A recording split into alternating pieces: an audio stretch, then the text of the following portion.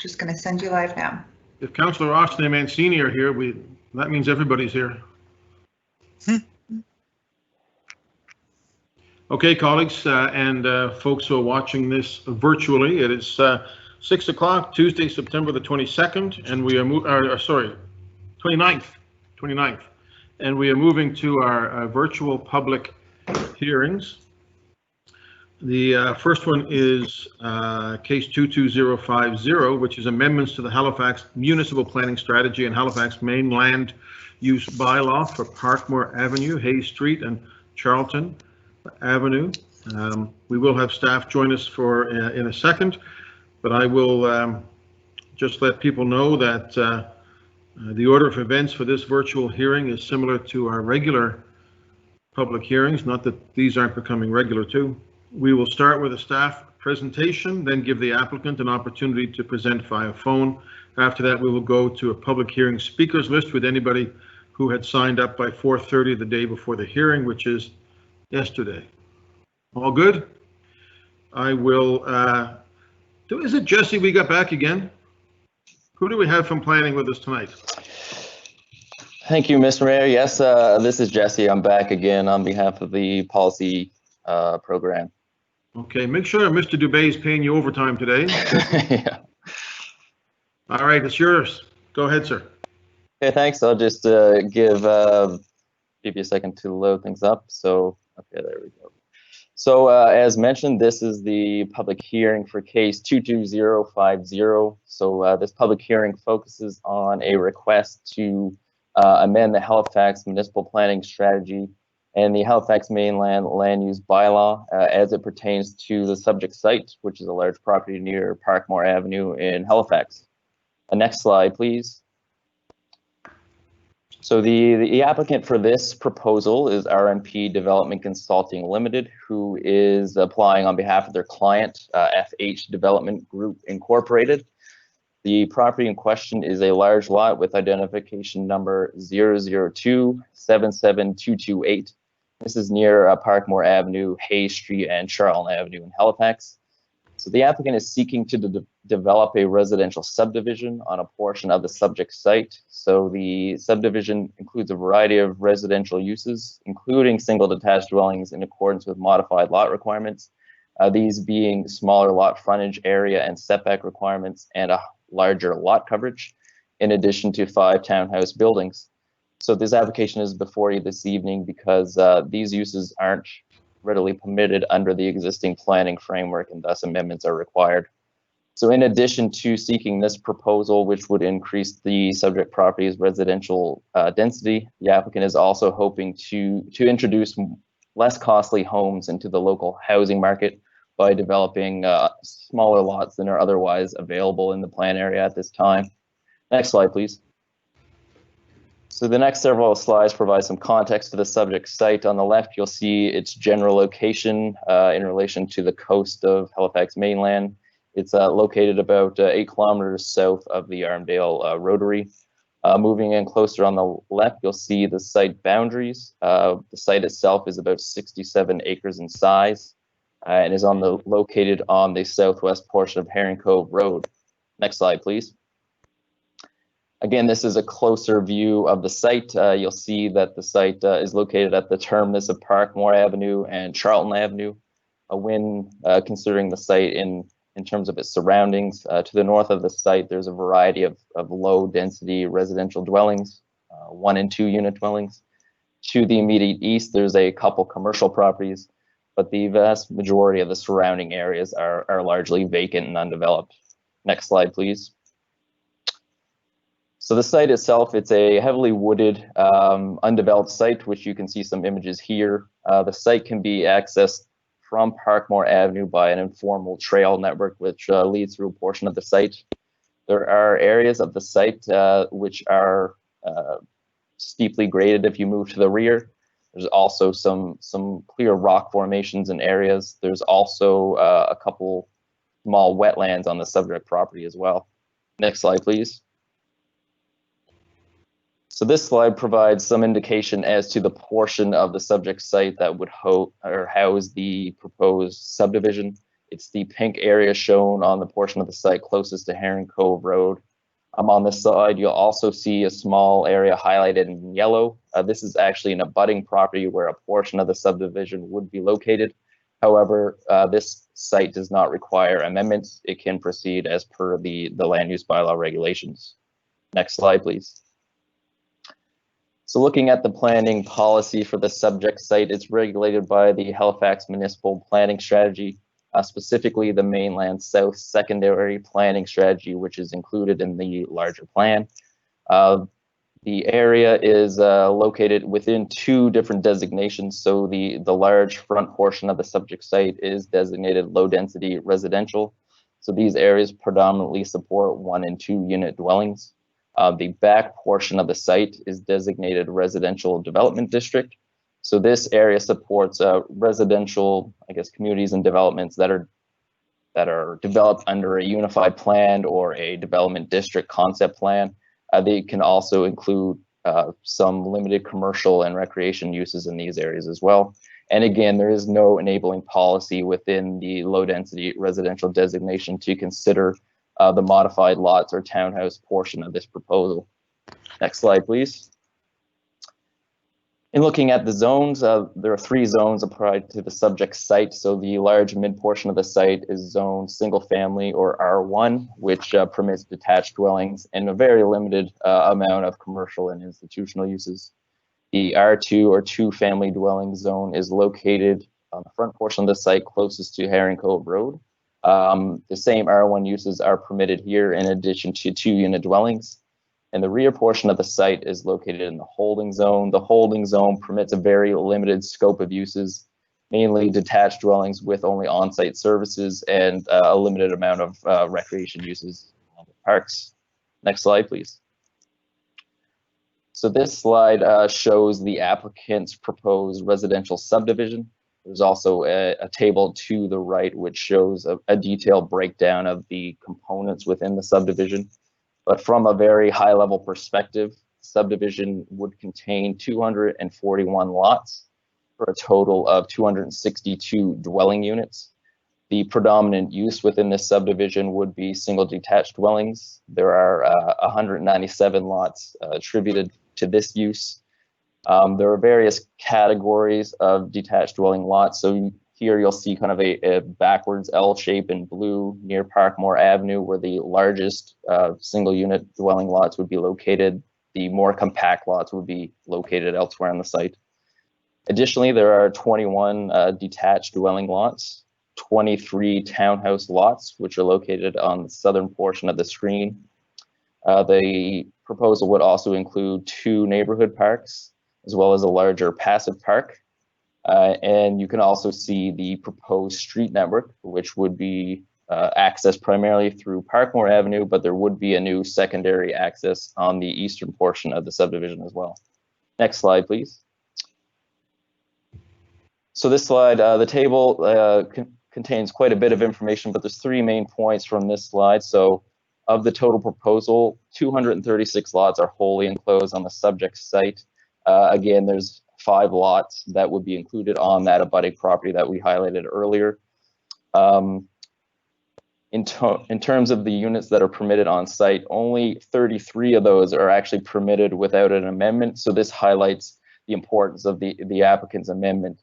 So if this proposal and the proposed amendments move forward, it would present a 30% increase in the total number of dwelling units that would be permitted on site.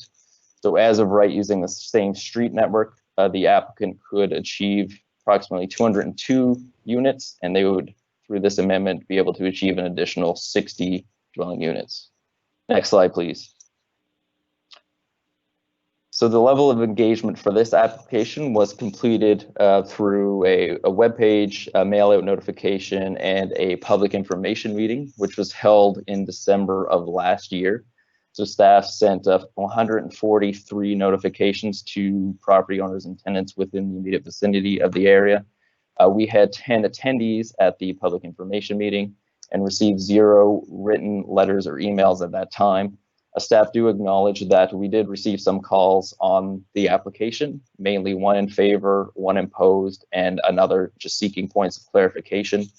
It's also our understanding that the clerk's office has received some additional written submissions during the advertising period for this hearing, which have been directed to council. Feedback from the public information meeting included the following topics. So one individual noted that they were concerned that there's minimal demand for new housing in the area. They referenced that there were already some vacant lots which are undeveloped in the area, and maybe there's not a need for additional lots. A few individuals were concerned about drainage, as there's some drainage issues on abutting lots, and the fact that there is a wetland on this site was another area of concern. A few others were concerned about traffic issues. Traffic was an issue that popped up while we did the team review as well, and while the applicant was working through their transportation impact statement. So that is kind of outlined in the staff report. And another individual was concerned about the quality of the proposed unit. So the applicant is attempting to put new housing on the market below the average housing market cost at this time. So an individual was wondering, if they do that at a below market cost, would the overall quality of the dwelling suffer? And lastly, the last point was there was an interest in protecting existing plants, particularly the lady slipper population, in addition to the forest cover that exists on the subject site. Next slide, please. Again, staff's report from August 5th outlined the proposed amendments to both the municipal planning strategy and the land use bylaw. These are in attachment A and attachment B. So if you remember back to initiation, the applicant's preferred amendment was to redesignate and rezone these lands to residential development district. The staff in our initiation report raised some concerns about this, mainly the potential introduction of commercial uses into the stable neighborhood. And regional council, through their motion, agreed with staff, and staff subsequently explored several other amendment options to the site. So staff have landed on an amendment option that provides a great deal of certainty to council, the applicant, and the community in terms of what is permitted. It is also consistent with some of the other amendments that have occurred within the secondary planning strategy within the past 5 to 10 years. So the MPS amendment, what we've done is the applicant's proposal is compatible with the existing designation. So we have added a new policy to that designation that says on the subject site, you can consider single detached dwellings on modified lots and townhouses. There's also a corresponding map that shows the general boundaries of where the development services can consider a proposal of this nature. And the heavy lifting of this policy is really carried out through the LUB amendment, which is in 2 parts. The first being map ZM33, which is included here. So this map shows the precise location of where the single detached dwellings and modified lots and parks and townhouses have to be located in order to meet the policy. There's also some accompanying regulations for the subject site in terms of the category of single detached dwellings where the minimum 4 feet of front, 400 square feet of area, and there are slightly larger category of dwelling where the minimum requirements are 40 feet of frontage and 4,000 square feet of area. Next slide, please. So the rationale that staff outlined in the reports that you have before you are that the proposal and specifically the proposed amendments are generally consistent with the provincial statement of interest regarding housing and also the applicable planning policies that the municipality has in place at this time. In terms of the statement of provincial interest, there's a section of the statement that encourages or directs municipalities to consider higher density or the development of smaller lots in strategic situations to encourage a wider range of housing typologies. So staff note that the proposal would support development on more compact lots, and thus we suggest that it is consistent with the provincial statement. In terms of the regional plan provides some broad direction for residential development, mainly that the majority of residential development should be located near urban communities and the regional center where services exist. Policy S30 provides similar direction to the provincial statement of interest, which gives staff and council the ability to consider the development of smaller modified lots to promote more inclusion. In terms of the secondary planning strategy, again, it's generally consistent with the intent of the low density residential designation. This designation is intended to support predominantly single and two-unit dwellings, which is included in staff's proposed amendments as well. The last piece of policy that staff looked at would be the policies in the Halifax municipal planning strategy for all residential environments. So specifically policy 2.4, which speaks to the importance of retaining residential character of established neighborhoods, ensuring long-term stability and compatibility within those. So there was an application for this site, a rezoning application from 3 years ago, which raised some significant concerns in terms of neighborhood stability. Staff do suggest, though, that this particular proposal is more consistent with policy 2.4. So mainly, again, the predominant land use is single detached dwellings, and staff would advise that adding single detached dwellings to an area where there are other single detached dwellings or two-unit dwellings should not generate adverse land use impacts because the uses are either the same or very compatible. In terms of the compactness of lots, some of the lot fabrics in this subdivision will be changed because the lots are smaller. However, I did previously highlight that there's a series of, I believe, 17 lots that are of standard size around Parkmore Avenue and where there are established uses. So these new standard size lots would effectively provide a bit of a buffer until you transverse or move into the more compact lot fabric further to the lot's interior. And lastly, of the, I believe, 241 lots, 20 would include townhouse units. So this is a very small proportion, and staff have crafted the proposal in the proposed amendments in a manner that would ensure that these townhouses are located about 300 meters away from the established uses in the surrounding area to, of course, maintain residential stability.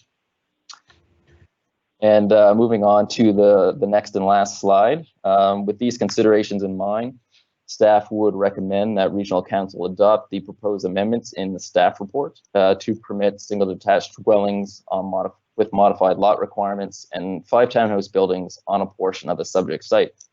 So thank you for your time, Council, and if you have any questions or comments, staff are available to address them. Thank you. Thank you, Jesse. There's a few questions. Councillor Austin, Sure. question or clarification? Thank you, Mr. Mayor. Just a quick question. I'm wondering how we ended up in terms of the site plan with the townhouses lots towards the back. I would think from a transit-oriented design, we should be putting the greater density up closer to Heron Cove, where it's a shorter walk out to catch the bus. Right through you, Mr. Mayor, to the councillor. That's a good point, and we did discuss this and review this with the applicant. I guess all things considered, there were some strong policies, mainly policy 2.4, what I mentioned, that really speak to maintaining neighborhood stability. So with that consideration in mind, it seemed like this location was the best in terms of maintaining that low density established character, which is 1 and 2 unit dwellings. I did also want to remind council, it's outlined in the staff report, but there was a rezoning request in the past for the subject sites, which would effectively have rezoned the R1 lands to R2 and then the R2 lands to R1. And it was established at that point in time, it was best to keep the area predominantly single detached dwellings. And if there was an introduction of some new uses, residential uses, that there should be an effective buffer between the two. So that is why ultimately they are in the location proposed there, just in a manner to maintain the most compatibility with the existing planning policy that already exists. Okay, thank you. Councillor Adams. Thank you, Your Worship. Jesse, could you go to slide 11, please?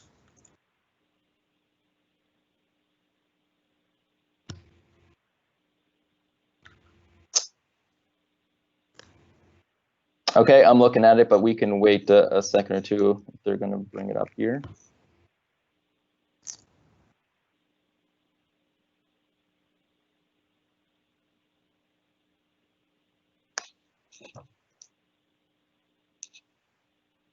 Ah, perfect. Okay.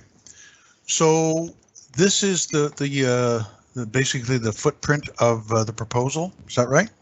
Yes, that's right. And then the hatched areas are single family, single detached homes. Yes, that's right. And then the more solid ones are single detached with compact lots. And the other part is townhouse, is that right? The ones right at the top south side of Parkmore with the straight lines? Yes, through you, Mr. Mayor, to the councillor. Yeah, that's how it's set up to ensure that townhouses are located there and to give some very clear prescription about where the modified lot should be located as well. Okay, good. Now, can you go to slide 8, please? This will be the last one.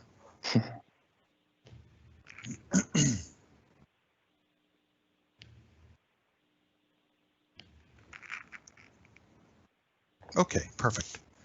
So this proposal, it says up top, can you explain this? Because it says here, the yellow ones down the bottom, is this the former proposal? Or is this something, because I'm missing this, it says here, if like the yellow has semi on it. Right, so I'm not sure if through you, Mr. Mayor, I'm not sure how well the colors are articulated in there on your screen, but so the yellows are semi-detached dwelling lots, and those are located on the lands closest to Herring Cove Road. So those are some of the lots that actually meet the land use bylaw. So those lots would be developed as of right in accordance with the existing framework.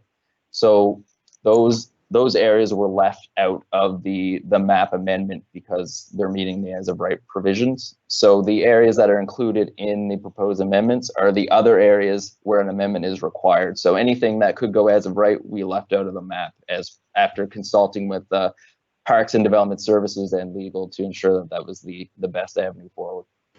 Okay, so the area right at the corner of Parkmore and Herring Cove Road, everything south and west, the yellowish area is their semis. Correct, right? yes. And then the purple are the 50-foot frontages. And then the slide at number 11 is the where the special, I guess, designation's going. Is that right? Right, so the map in the proposed LUB amendments is basically an overlay of this after consulting with HRM's partners and the applicant to just provide a simplified, clearer view of what would be required through the proposed amendments and the accompanying LUB requirements. And what are the setbacks? If you go back to number 8, please. What are the setbacks along the south side of Parkmore? What are the setbacks from homes that would be built there from the property line that exists? So the setbacks from the outermost portion of the... So you see on Parkmore, we have the even numbered homes. That back property line, it's the red part. Right. What are the setbacks from that to the homes that would be built on that part of the development? Right, just one moment here, please.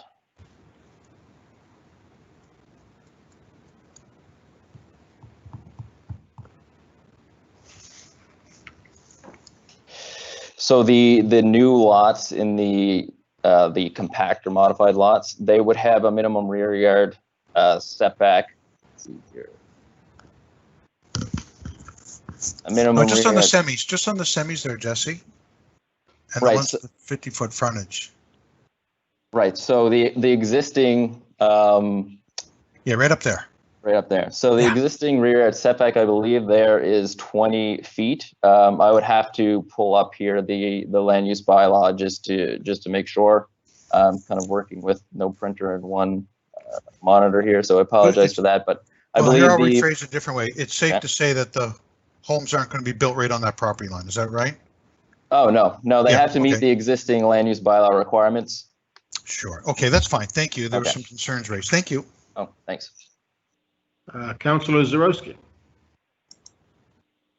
Thank you, Mr. Mayor. Thank you, Jesse. And if we can go back to, I believe it's page 9 with the big map.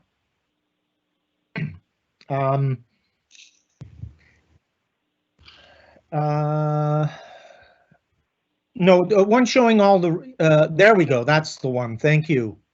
Thank you. I'm looking at this, and this reminds me of so many of the districts within District 12 where the principal complaint is the speed of traffic, the design of the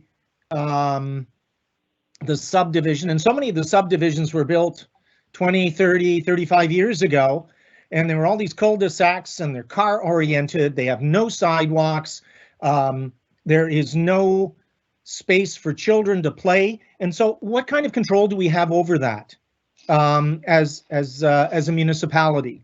Can we ask for sidewalks on both sides of the roads? Can we ask for more complete streets? Because this looks to me like all the areas that I've seen in my suburb area where the principal complaint, if I could delete the speeding, the parking, the danger presented to children and pedestrians, I would have a happy life. I would delete 80 to 90% of the complaints that I have in my district. So if you could sort of let me know what kind of leeway we have as a municipality in the development of these kinds of developments.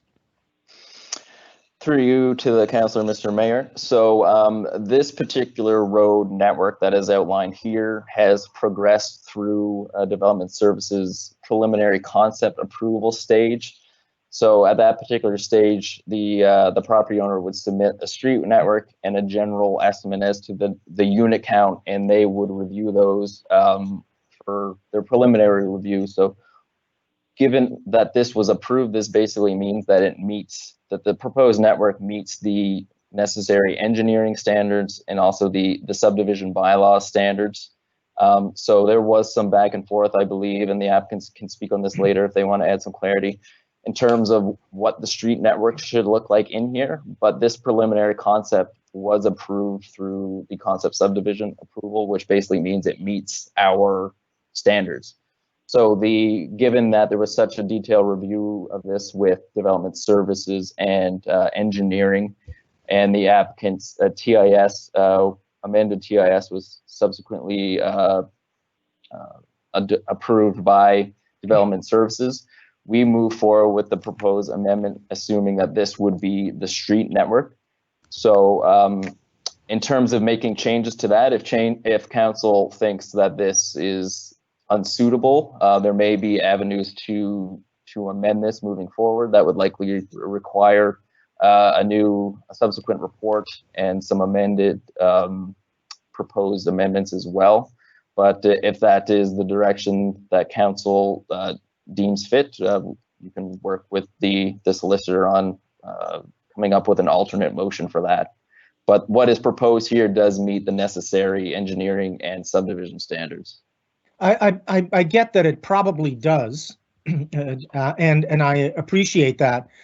Perhaps the solicitor could weigh in and advise me as to what sort of discretion we have over making the streets more complete, making them more pedestrian friendly, providing speed bumps, sidewalks, that kind of thing at this particular juncture. Is that certainly a possibility at this stage, or do we leave that for the question period, Mr. Mayor? We'll leave that, I think, probably. I'm not sure that it's relevant to this. Right. I guess I was just trying to find out what sort of leeway we had. So I will come back to this when we get to the question period. Thank you. Okay, Councilor Mancini. Thank you, Mr. Mayor. Jesse, can you bring back a slide? I think it was slide 8. Oh, it's right there. That's the right slide. Sorry. In an earlier slide, you showed pictures, and there were some unofficial trail network in there. How elaborate is that trail network throughout that land right now? Through you, Mr. Mayor. So I previously did a site visit, and I was able to follow those trails and get a good distance through the property area. I can't really tell you how far it goes or how long in kilometers, but it's my understanding that there is an informal trail system in there, and I believe that some residents do use it. But in terms of if distance, I couldn't really tell you exactly. The property owner Yeah. might be able to. Yeah, tell and you that's that okay, more. Jesse. I wasn't looking for the distance. I was really looking for what you already answered, that there is a trail system. It looks like the people in the community use it. So that leads to my next question. Is any of that trail system, I see you've got some green space here. Is any of that trail system been left for the community to use? So as far as my understanding goes on this, the trails on the developable portion of the site would likely not remain, just given the lot fabric and the street network here. I would suspect that they wouldn't remain in this area. It's possible that on the rear portion of the site, there is still going to be an undeveloped portion. And they may remain in there, but in terms of the proposed subdivision, I mean, there's parks and some sidewalk connections, but the trail system would likely not remain there. Right. So it's a similar question to Councilor Zarowski that I'm wondering, is this something that we can request to be part of this plan?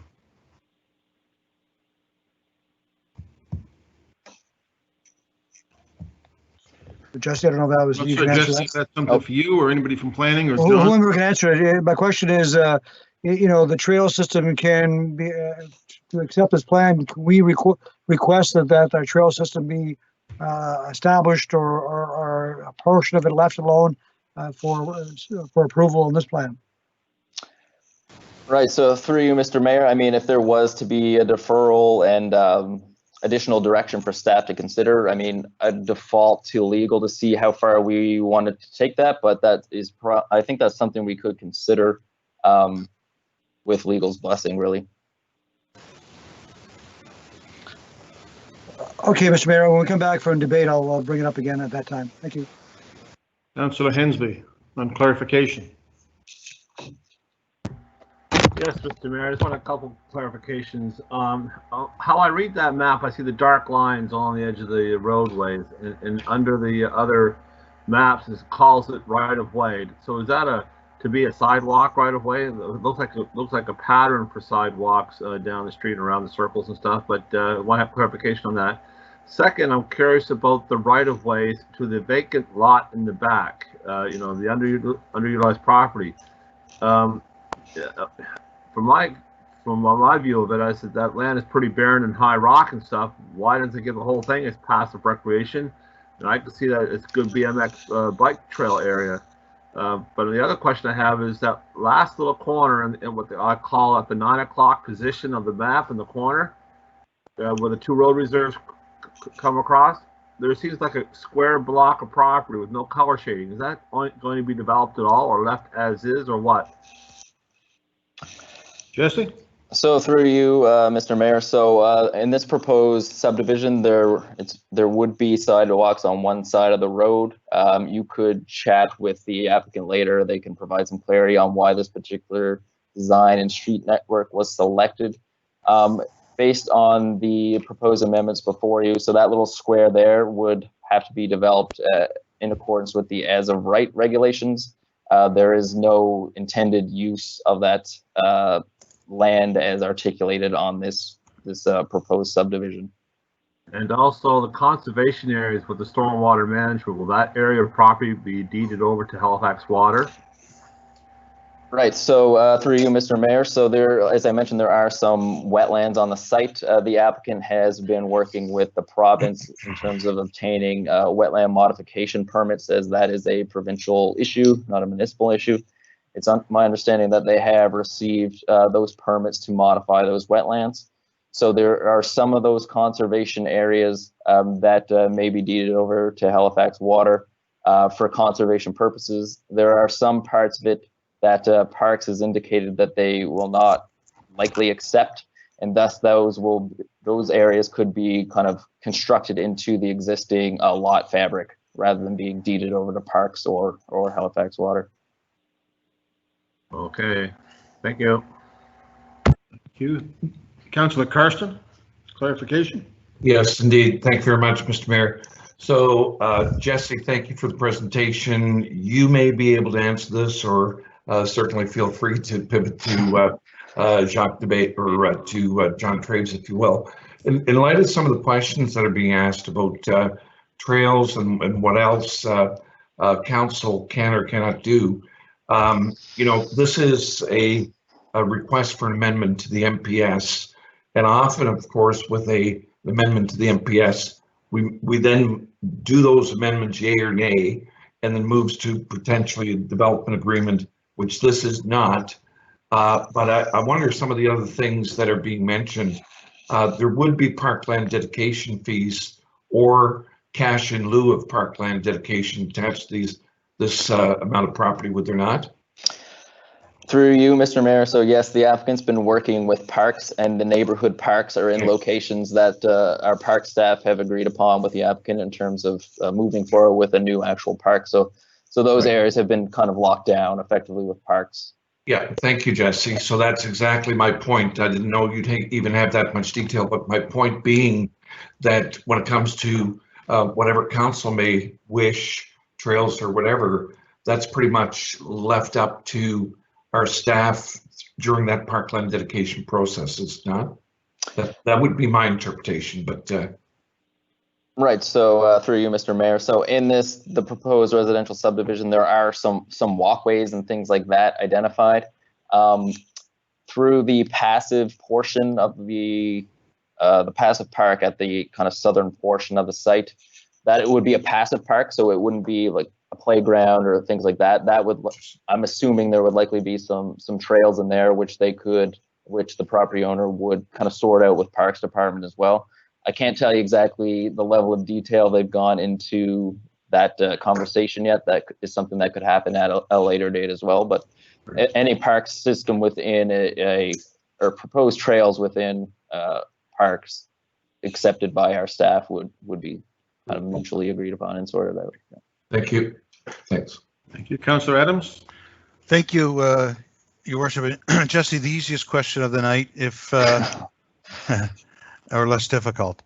So if this was just as of right, if the property owner came in and just did as of right with the R1 and R2 that's existing, how many units would be here? Right. So through you, Mr. Mayor, this concept subdivision has been approved, which mainly means the street network and the general unit count. So that would produce about 202 dwelling units, and I believe it's about 183 lots. So it would be approximately a 30% increase in dwelling units if the amendment was approved and adopted. And the as of right for the R1, would they be 50-foot frontages, 100 feet deep, 5,000-foot lots? Yes, that's correct. Okay, thank you. Thank you. Councillor Hensby. Yes, I forgot one question in regards to before and after. If things stayed as they are now, would secondary and backyard suites be permitted in this land area? And if the approval is done, would secondary and backyard suites be also permitted? And would that add to even more density to the property? Through you, Mr. Mayor. So yes, that report has gone to Regional Council and the amendments approved. So that would apply to these areas as well. That was an amendment to the entire LUB. So there could be potentially some additional density through either backyard suites or secondary suites within the dwelling. And it would have to meet the applicable LUB requirements for that. Thank you. Okay, colleagues. Thank you, Jesse. I'm going to open the public hearing and invite the applicants, who are Crystal Fuller and Rob McPherson, to provide their presentation. Crystal and Rob, are you with us? If you're there but haven't unmuted, please press *6 to unmute your phones. The clerk will give you some instructions. Crystal and Rob, are you with us? Mr. Mayor, it's Crystal Fuller. Crystal, how are you? I'm well, thank you.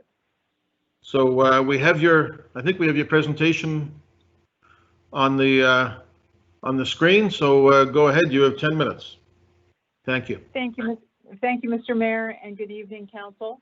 My name is Crystal Fuller. I'm with Brighter Community Planning and Consulting, and I'm working with RMP Development Consulting and the FH Development Group on this application.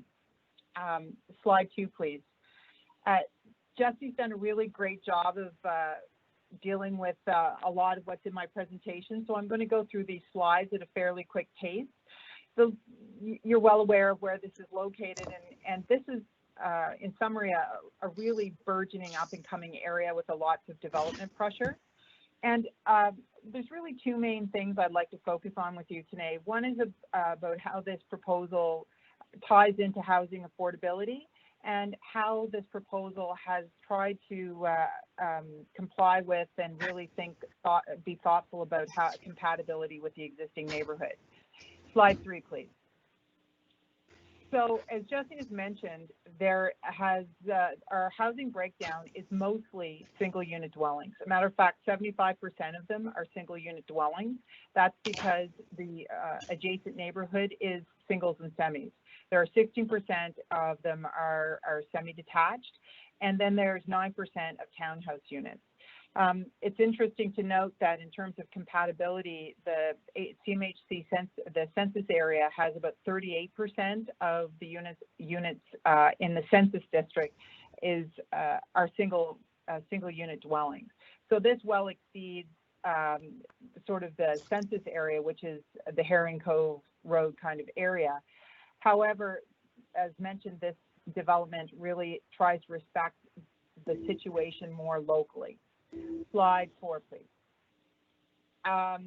There's a bit of history with this application. So 2017, a rezoning application. And then we started the process actually in December 2018. We had the initiation report in 2019. And now here we are at the public hearing. So slide 5, please. And actually you can go right on to slide 6. So this is the site plan that we've developed and presented to HRM, and have worked really over years to try and fine tune this to a level that everyone is satisfied with.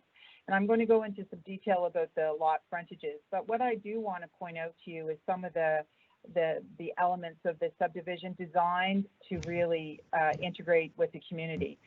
So you see the green areas, those are all parks or open spaces. There's a significant amount of them. The green space is in the middle of the development, is really in response to the environmental features located on site. So that's just not plopped down ad hoc. That's because there's water courses, wetlands, and other features that just make it not the place that where we should be developing. It also is placed so that there's a feeling of space and openness within the subdivision itself, and will allow for easy access to open space of some kind, be it either in the holding lands to the rear, the passive park, or the neighborhood park to the residents of the community. Slide 7. So this is just a little bit about the park itself and the sizes of them, and I spelled conservation wrong, so please excuse that.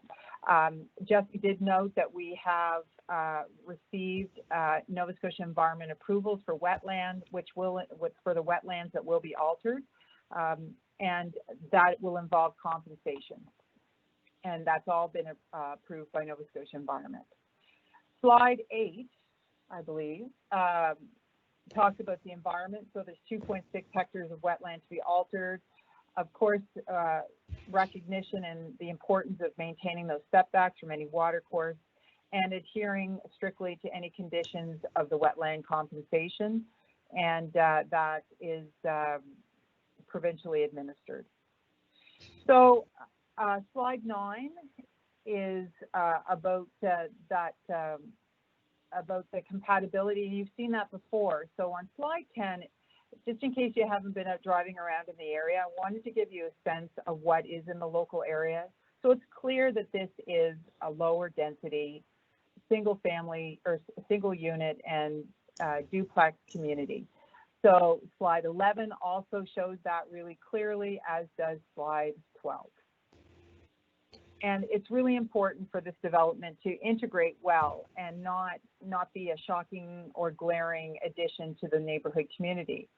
So slide 13 talks about that compatibility, in particular with the R1 lot provisions. So the existing provisions require 50 feet of frontage, a minimum lot area of 5,000 square feet, and a maximum lot area coverage of 35%. To accommodate this development, there are some reductions.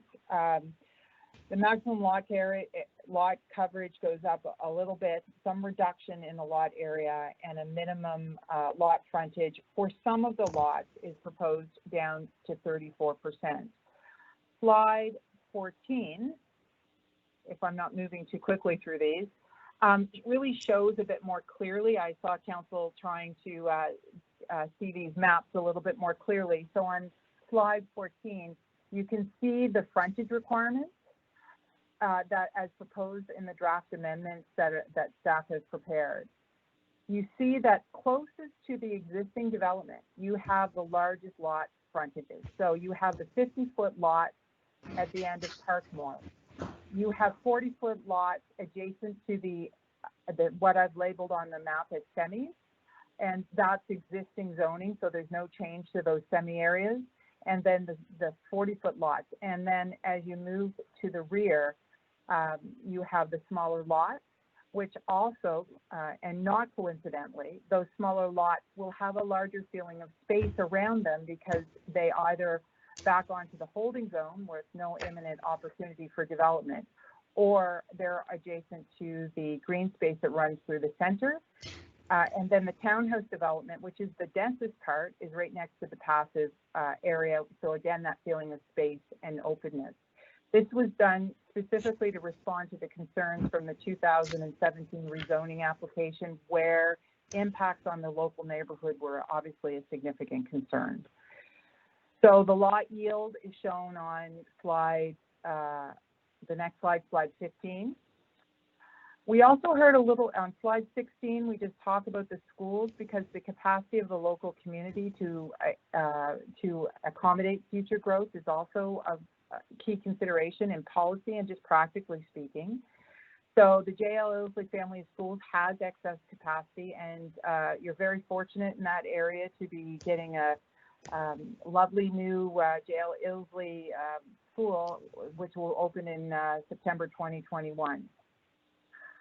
Traffic, obviously, on slide 17 is a major focus for any development. So as Jesse mentioned, there was a traffic study in 2015, it was updated in 2018, and it was updated again in April 2020. There's been a lot of study and adaptation to respond to concerns around traffic.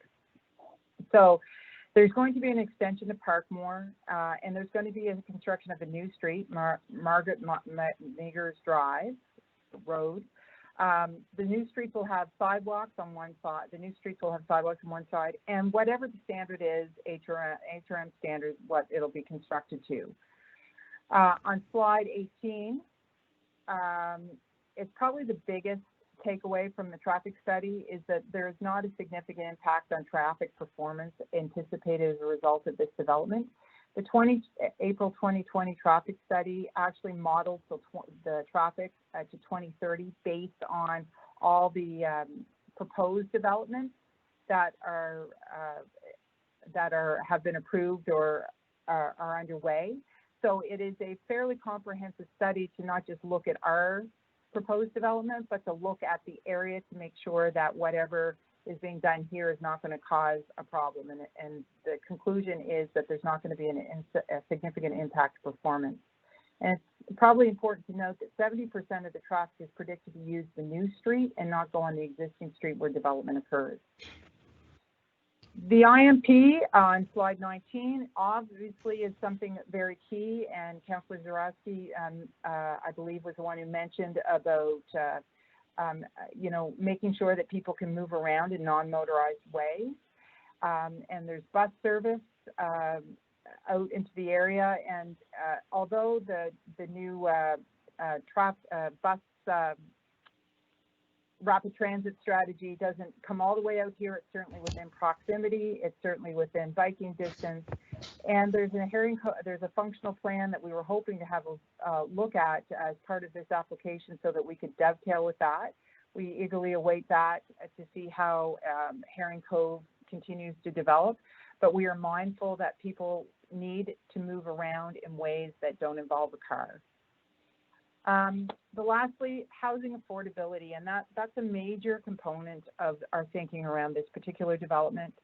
Smaller lots result in more affordable development, also maximizes, from an environmental perspective, the use of existing infrastructure like your road and water and sewer systems.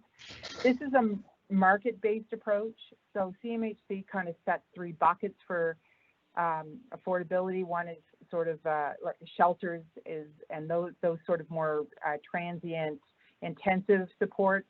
Then there's subsidized housing as a second bucket, and sort of the third bucket is market-based affordable housing. This is market-based affordable housing using sort of gentle density that is well integrated with the local community. The smaller units cater to today's market, but really it's trying to create a price point where people can get into it. So on slide 21, I'm sorry there's so many slides, it kind of summarizes why we think this is a good development and how it aligns with policy. There's housing affordability is thoughtful about that, and as housing prices increase in Halifax, you know, there's got to be opportunities for people to move up on the housing continuum. It supports this growing community where people simply want to be due to its schools, its trails, its municipal infrastructure, its proximity to the peninsula. And it provides additional green space, parks, and integrates into that existing development pattern. It's designed to be compatible and respond to some of the concerns that we've heard over the last few years. So with that, Mr. Mayor, I think I'm done in 10 minutes. Thank you very much, Ms. Fuller. Just looking to see if there's any questions from council of clarification at this point. Seeing none, then we will see who we have that wishes to speak to this. Any member of the public who is registered with the clerk's office on this matter will be given up to 5 minutes to address the topic. There are 2 people, I believe, Phoebe, on the list now, correct, that have signed up in time? That is correct, Mr. Mayor. That's Wayne Brown and Carmen Boyko. So we ask the speakers to make sure I'll let you do that instruction, Phoebe. Yes, thank you, Mr. Mayor. So to the speakers that we have on the line, that's Wayne Brown and Carmen Boyko. At this point, we will ask you to press *6. You'll hear a notification in the system letting you know that you've been unmuted. Please make sure your webcast or TV broadcast is muted and that you are listening to us through your telephone only. Otherwise, there will be a delay. And yeah, the mayor will prompt you when it is your turn to speak, and I will let you know once you have 30 seconds left of your 5-minute time allotment. Please stick around for questions of clarification, should there be any from members of council. Okay, thank you. Wayne Brown, are you with us? Yes, I am. I know you've been hanging in there for a while. Thank you. Welcome, sir. The floor is yours. You have 5 minutes. Okay. My name is Wayne Brown, and I live on the Herring Cove Road, close to this area that is case 22050 amendment planning. For the use of the law of the Parkmore Avenue, Hayes Street, and Carlton Avenue. I'm totally against this project for good reason. The project will put extra pressure on the sewer system in Herring Cove for one thing. Also the traffic. The traffic is a big concern of mine, because Monday to Friday from 6 a.m. to 9:30 a.m. the traffic's backed up from the Ermdale Road, or the roundabout, whatever you want to call it, backed up clean up to Walker's Funeral Home. And by putting these other new houses and townhouses out in this area where I live, it's really going to put a kibosh to the traffic concern, as well as the sewer system is going to tax that extra pressure on that. I think myself, totally, I think they should forget about this project and maybe build a bridge across the Armdale Northwest Arm to Jubilee Road, and that might alleviate a lot of the traffic on the Herring Cove Road. And besides that, it would be a good idea to maybe build some housing for the elderly people who can't afford to keep their own homes going today. I think somebody in the planning board should think about this before they jump about this project on the Herring Cove Road in Parkmore, Hay Street, and Charlton Avenue. And I guess that's about all I can say about this amendment. It is planning of this area, so I think that's all I have to say, Your Honor. Thank you very much, Mr. Brown. Okay, thank you. Thanks for joining us. Carmen Boyko, are you with us, Carmen?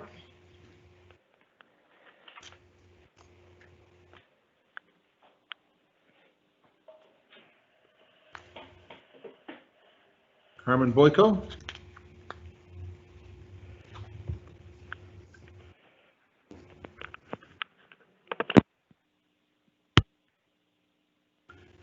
Carmen, if you're with us and if you're on mute, press *6.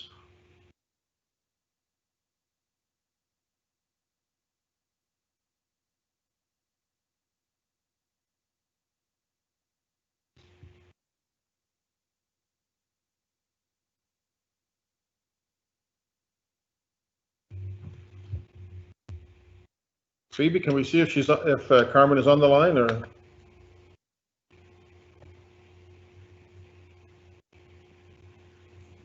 Mr. Mayor, sorry, just checking on that right now.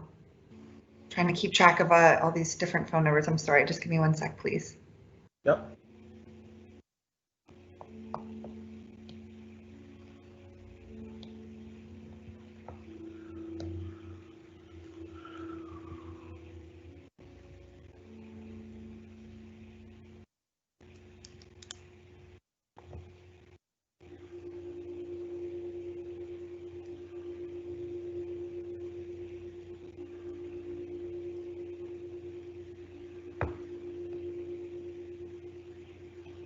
Yeah, I do see that Carmen is connected, but does seem to still be muted in the system. So Carmen, have you tried hitting *6?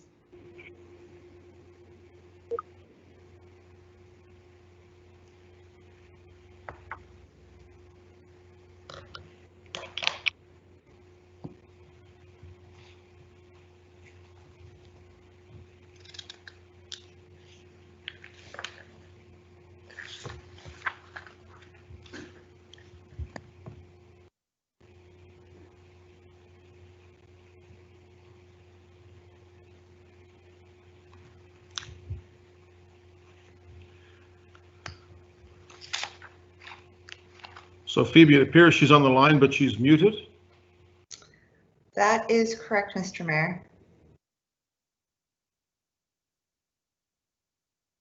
We're trying to reach out to her, see if we can connect and give her assistance.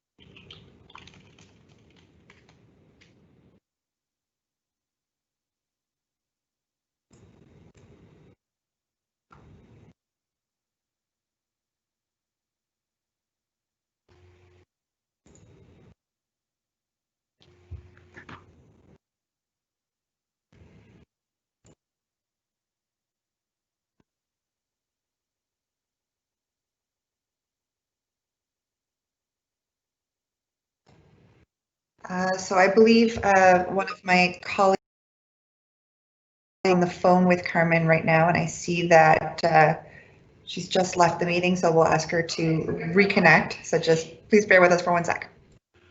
Okay. I think I did see correspondence from Carmen Boyko.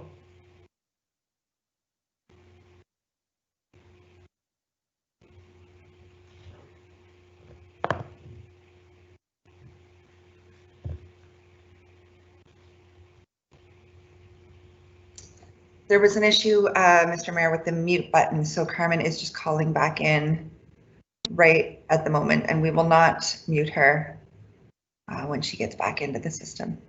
Okay. This is pretty basic democracy, Mr. Mayor. This is COVID democracy. COVID democracy.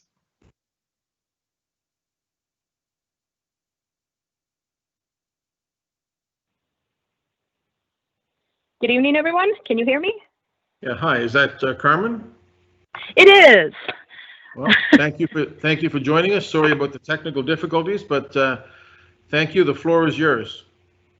Thank you. And thank you for allowing me to speak tonight. I know that Wayne has shared some of what will be my concerns, and Jesse has shared information about policy 2.4 and noted that it meets various standards, and the consulting team has shared their new plan, which has been approved by the Environment Department. But I still do not think that this entire development should move forward. There are, as noted, there are several developments in this area that still have new buildings that remain vacant or land that remains empty. And if you take a look, District of 11 has over 250 homes or lots for sale. And there's a new apartment building being built on Herring Cove Road and Sussex, which is adding to the number of homes currently needing to be filled. Looking at these new builds and this land, a lot of these have been around for 6 months to a year, despite this being a seller's market. If you look at the cost of the houses in this area and the socioeconomic landscape of Halifax, even the prices that the developer is looking at are really out of the range for most people. And I think that council should look at repurposing buildings or doing gentle densification in current areas so that everyone can have and keep a home, particularly, as we mentioned, seniors. I know that the consultant says that they've done market research, but again, a lot of homes remain empty and the land remains vacant, which is really, quite frankly, ugly to drive by every day. So I think that, that council should really consider that. A lot of the homes that are being sold, as this is a buyer's market, are being sold in this area. And we know that they're being turned into Airbnbs. And this is not an area where those B&Bs will be successful. All of that said, I have two very large concerns, and they are the environment and the city allowing urban sprawl. So looking at the environment, it's already been noted that there's a lady slipper population on the site. And I know there is a section in the plan where there is no build, but I don't know that we are truly protecting an endangered species, a species that is currently illegal to pick in Nova Scotia due to habitat reduction and overcollection. And that's a big concern. There is the trail system that we will lose, which is being used by our community. And the small parks in the passive areas, I don't think make up for that loss. Finally, I know that an environmental study has been completed by a wetland specialist and approval has been given, but I just wonder and I'm still concerned about the flora and the fauna and the stability of the land. Where does our wildlife population move to? Historically, when new builds are happening, particularly when we look at urban sprawl, they become a nuisance and are destroyed. And I cannot move forward with that. Flora, I've already mentioned, and the stability of the homes. With the wetland, the steep embankments, the rocks, I'm concerned about the homes being built here and them finding nice, stable land to build on. I've seen homes built on wetlands, no matter the reparation that happens, and cracks happen in the foundation. Often those cracks happen after a warranty period, so the developer doesn't need to worry about, but it becomes a safety concern and expense for the owners. I mentioned urban sprawl, which can create intense strain on a city's resources. It's been noted that a traffic study was completed, but I'm concerned, and Wayne mentioned, what the additional traffic and noise on a single lane road from Herring Cove, the 400 block into Herring Cove, will have on the effect it will have on the residents, especially during rush hour. Rapid transit won't come out here and really won't be successful if the delays on these routes aren't looked after. The rotary current currently can't handle the rush hour traffic. And really, I don't know that the number of homes being put on this land can look after the cost of waste, sewer, maintenance, additional community facilities. All in all, I think that this land should be given to a land trust to export the endangered species. Thank you for allowing me to speak. Thank you very much, Ms. Boyko. That is the last speaker that we have on the list. Now, the applicant, if the applicant is with us, Crystal, if you are with us, you do have up to 5 minutes to respond to anything you've heard if you wish. Are you still with us, Crystal? I am. Can you hear me, Mr. Mayor? I can hear you, yeah. If you wish to speak, you can go ahead. I thank you for the opportunity to be here tonight. And I guess the two closing things I'd like to leave council with is that there has been real attention to the site design of this to minimize impact on the neighboring homeowners. And as Jesse noted in his report, that the addition of more single unit dwellings won't cause a land use conflict, and it's designed that way. And there has been also real attention to detail around the environmental features of the site and the area that has been designated with the water course and the wetlands. The second, and I think the notion of housing affordability is really challenging. I mean, HRM has really struggled with how to, and as has all municipalities in the whole country, about housing affordability. Developers are partners in trying to find this affordable housing market, especially the market-based affordable housing. And although there's been concerns about the unsold lots, I looked at the CMHC site today, and the absorption rate for this area for August was 11. The absorption rate, there's only 3 lots as of August that were considered unabsorbed into the market. So that's the lowest it's been in a long time. So there's clearly a pent-up need in this area. And developers are the need better than anyone. And we believe that there's need here and that this need can be serviced by this development. So I leave those parting thoughts with you, and thank you for consideration of this application. Thank you. Okay, colleagues, I'll look for a motion to close the public hearing. Closed. So moved. Moved by Councillor Russell, seconded. Second. Councillor Nicol. All in favor? Aye. Aye. Those opposed? The public hearing is closed. Council, what is your wish? Councillor Adams? Thank you, so I'll put the motion on the floor and then we get into the discussion. I move the Regional Council adopt the proposed amendments to the Municipal Planning Strategy MPS for Halifax and Land Use Bylaw LUB for Halifax Mainland as set out in Attachment A and B of the staff report dated August 5th, 2020 to permit single detached dwellings with modified lot requirements and 5 townhouse buildings on a portion of the lands identified as PID 00277228 near Parkmore Avenue, Hay Street, and Carlton Avenue, Halifax. Second, I'll second Mr. that. Mayor. Second. Second by Councillor Karsten. Councillor Adams? Thank you, Worship. I must say I've not heard about capacity issues with Herring Cove and the sewer plant. I'm on the Water Commission. I think if I had, I would have known if indeed that was the case. And we also heard that the houses in Spryfield aren't selling. Well, I know, well, look at Governor's Brook, for example, and the Governor's Brook homes are smaller than these. They're probably 32-foot frontages. These are 34, some of the new plan.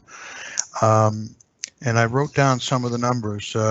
8 days, something listed for 304,000, went for 308. 6 days listed at 329, went for 329. 399 went for 399 after 20 days. The market it's it's churning to say the very least. And in fact, there are some builders that are selling foundations. So I guess it's up to the developer and the builder if he feels that there's a market for these particular homes. Also talked about school capacity. And in fact, the Herring Cove Junior High is at 68%. And it's going to be more or less than that too, because JL is going to take grade 9 and William King is at 82%. So there's plenty of school capacity. Now I'll just check my other notes. There's a bunch of information that needs to be brought out here. As Jesse had alluded to, and I think Crystal did as well, that this was refused in 2017 in March, April. And I was the one that opposed this and brought forward that motion for two reasons. One, the additional R2 zoning. So now what they've done is gone all single family.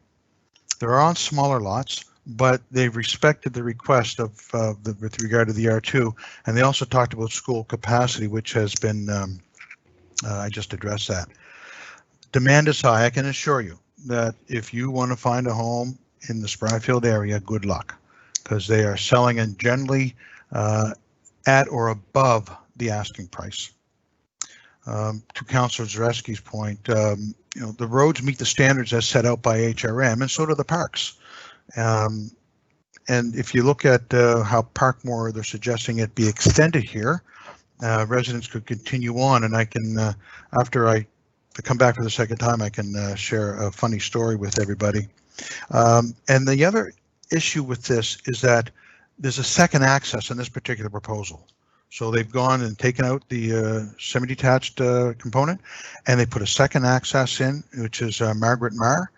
And as Crystal said, that'll be 70% of the traffic. And I've also put in a request for traffic calming on Parkmore Avenue. So I'll open it up for the rest of the discussion and see what happens. Thank you, Councillor Karsten. Thank you very much, Mr. Mayor. Just a few things. Number one, I will be supporting this in that this is a better fit, as Councillor Adams alluded to, compared to. And just the other couple comments. One, that again, Councillor Adams did reference when it comes to sewer capacity, just for the general viewing audience, this wouldn't even have gotten to this point through a planning process if in fact in any one area there wasn't the sewer capacity. That those plans are well in place in terms of how much capacity there is remaining in each and every one of our plants. And the other thing, just again for general interest to the viewing audience, we don't dictate to a landowner what they need to put there. There was a reference to seniors housing or that type of thing. How it works is if the zoning fits, and that's what this is for, is an amendments to the MPS to allow for this type of dwelling. But we don't dictate what type of housing it necessarily goes in a area. It is a free market, as we sometimes talk about. And with that in mind, you know, as a landowner, people do have rights. The one speaker mentioned that the trails were being used by the community. Well, I would respectfully suggest that we thank the property owner for allowing that to happen over the years. But the property owner would certainly have every legitimate right to consider that even now trespassing on private property. So those are just a few thoughts, and I will be supporting the motion. Thank you. Thank you, Councillor Zarowski. Thank you, Mr. Mayor, and all good points are being made by my colleagues, and I guess I'm responding to the continued way we manufacture our districts and our neighborhoods, and it's of concern because the greatest difficulties that I have as a councillor are in those areas that don't have sidewalks, don't have traffic calming, do not have ways of mitigating traffic. And I would like to see some sort of recognition on the part of the developer that these are legitimate concerns and we can't keep doing things the same way and expect different results. I have a legion of roads in my district, in District 12, where I meet continuously with staff to ask for remediation to the traffic, to the speed, to the congestion, to the danger that it presents to pedestrians. And I think that we have to evolve as a municipality so that we can work in partnership with the developers, not only to develop according to what the municipal planning strategies are, but actually to develop things in such a way that it makes for a better community. And I would like to see that at some point. I understand developers have to make money. They're in the business of doing that, and I certainly have no problem with that.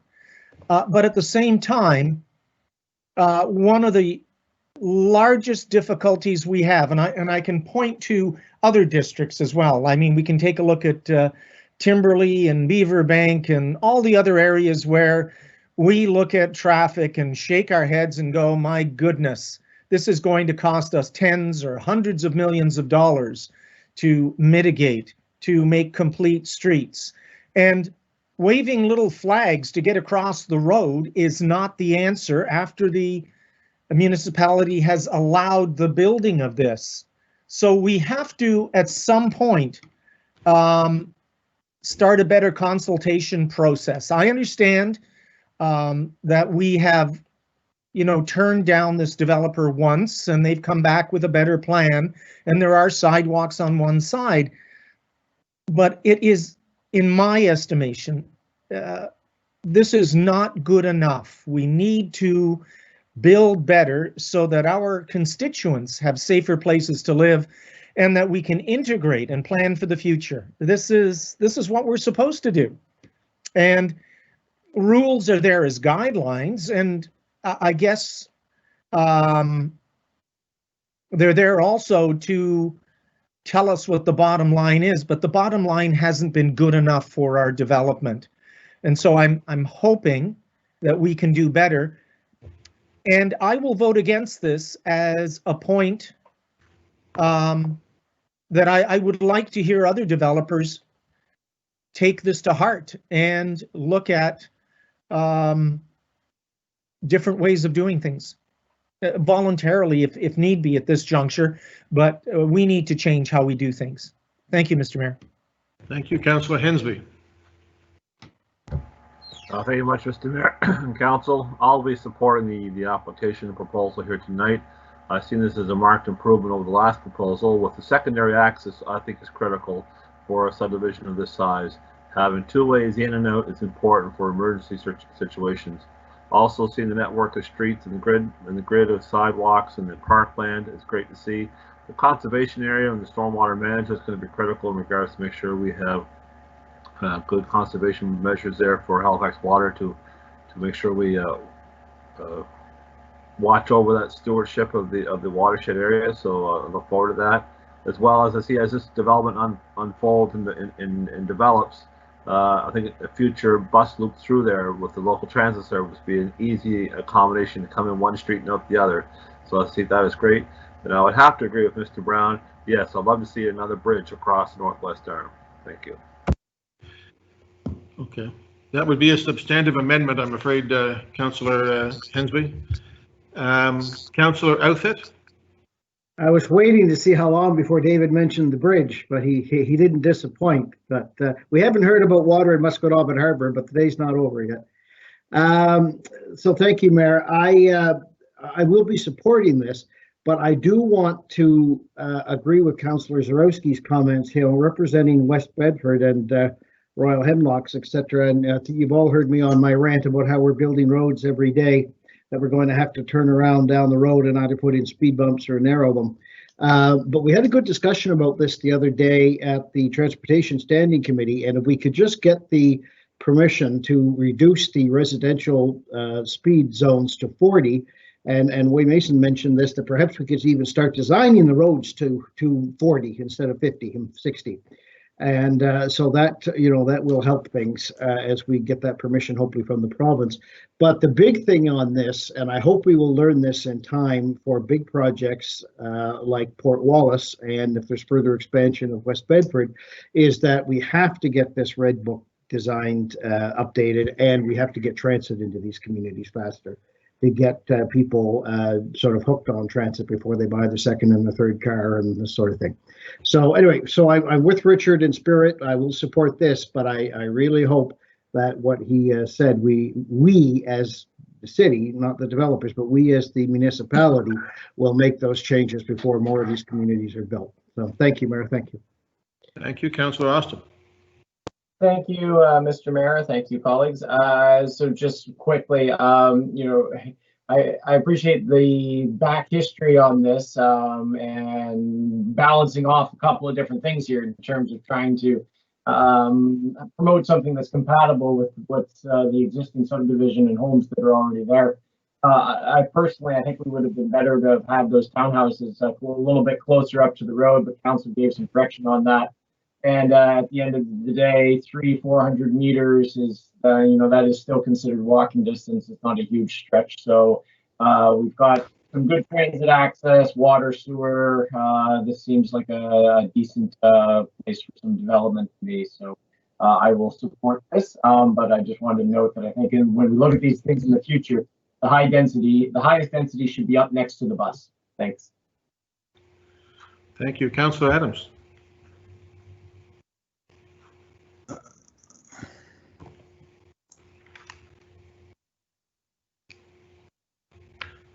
You're on mute, Councillor.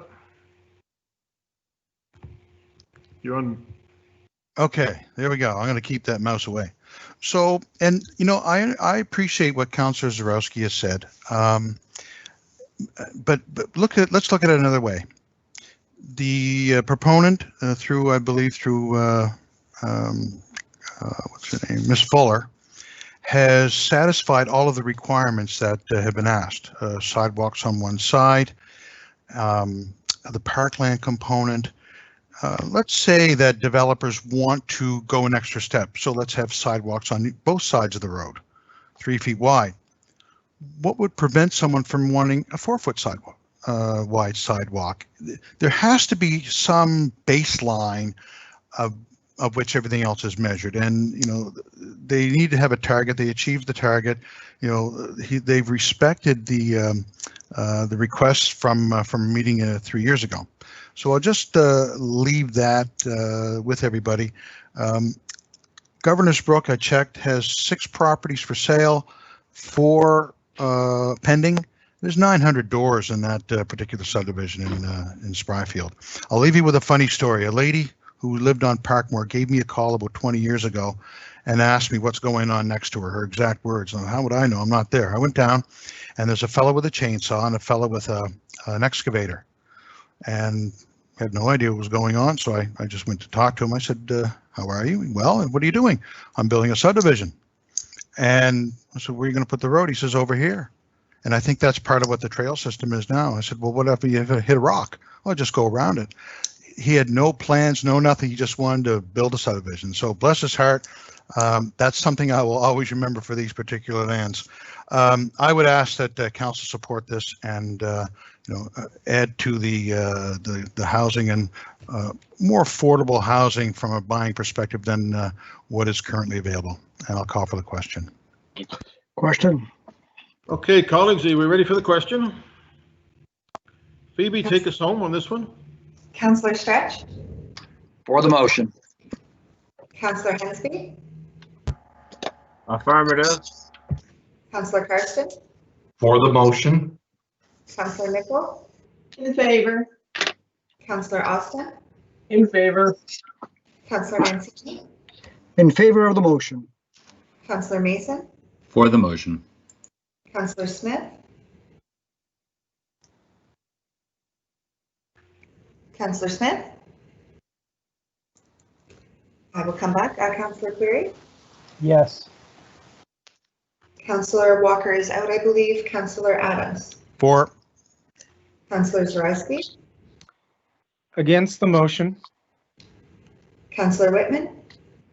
In favor of the motion? Deputy Mayor Black, Voting yes on the motion. Councillor Russell, In favor? Councillor Outfit, Yes. and is Councillor Smith in the meeting?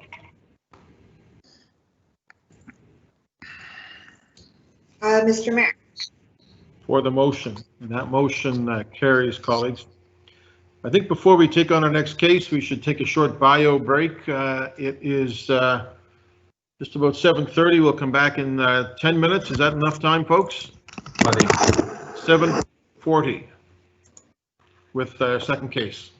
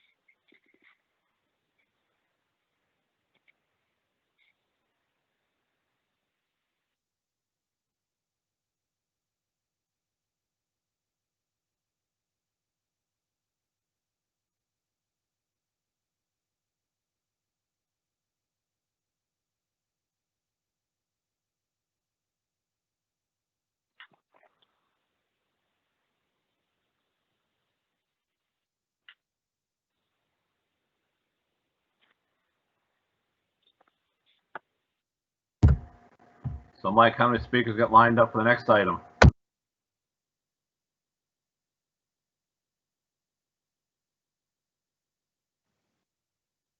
$180, baby. Still live. Dave, what do you think about Tampa last night?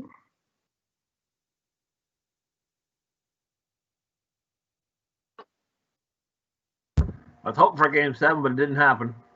Yeah. But Well, nice to see Rick Bowness come back with it. But how cool is he? He wore whole playoffs. He wore his Nova Scotia ribbon on his lapel. Eh? How cool is that? and plus they give him a full contract too. So Yeah.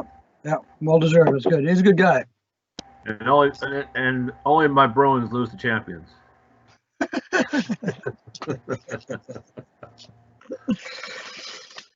Yeah.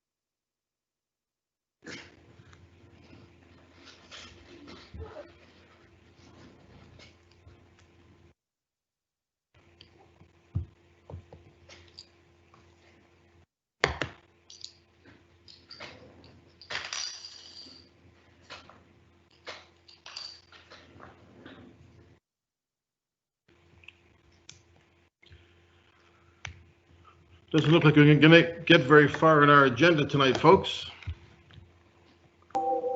I look forward to starting tomorrow, today's meeting tomorrow. Yes. Let's try to do this, go back and do the appeal, and then try to finish off the affordable housing piece and see where we are, eh? Maybe? Tie up our loose ends. I was just talking to Biden. He seems pretty pumped about it, so.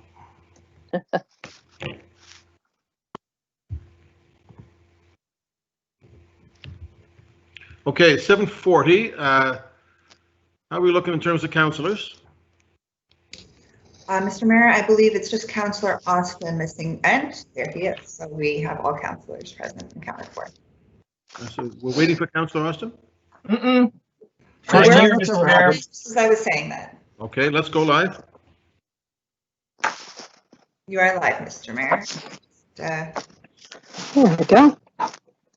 Okay, we're back. This is public hearing, case 21808, amendments to the Dartmouth Municipal Planning Strategy Land Use Bylaw for Burnside and City of Lakes Business Park.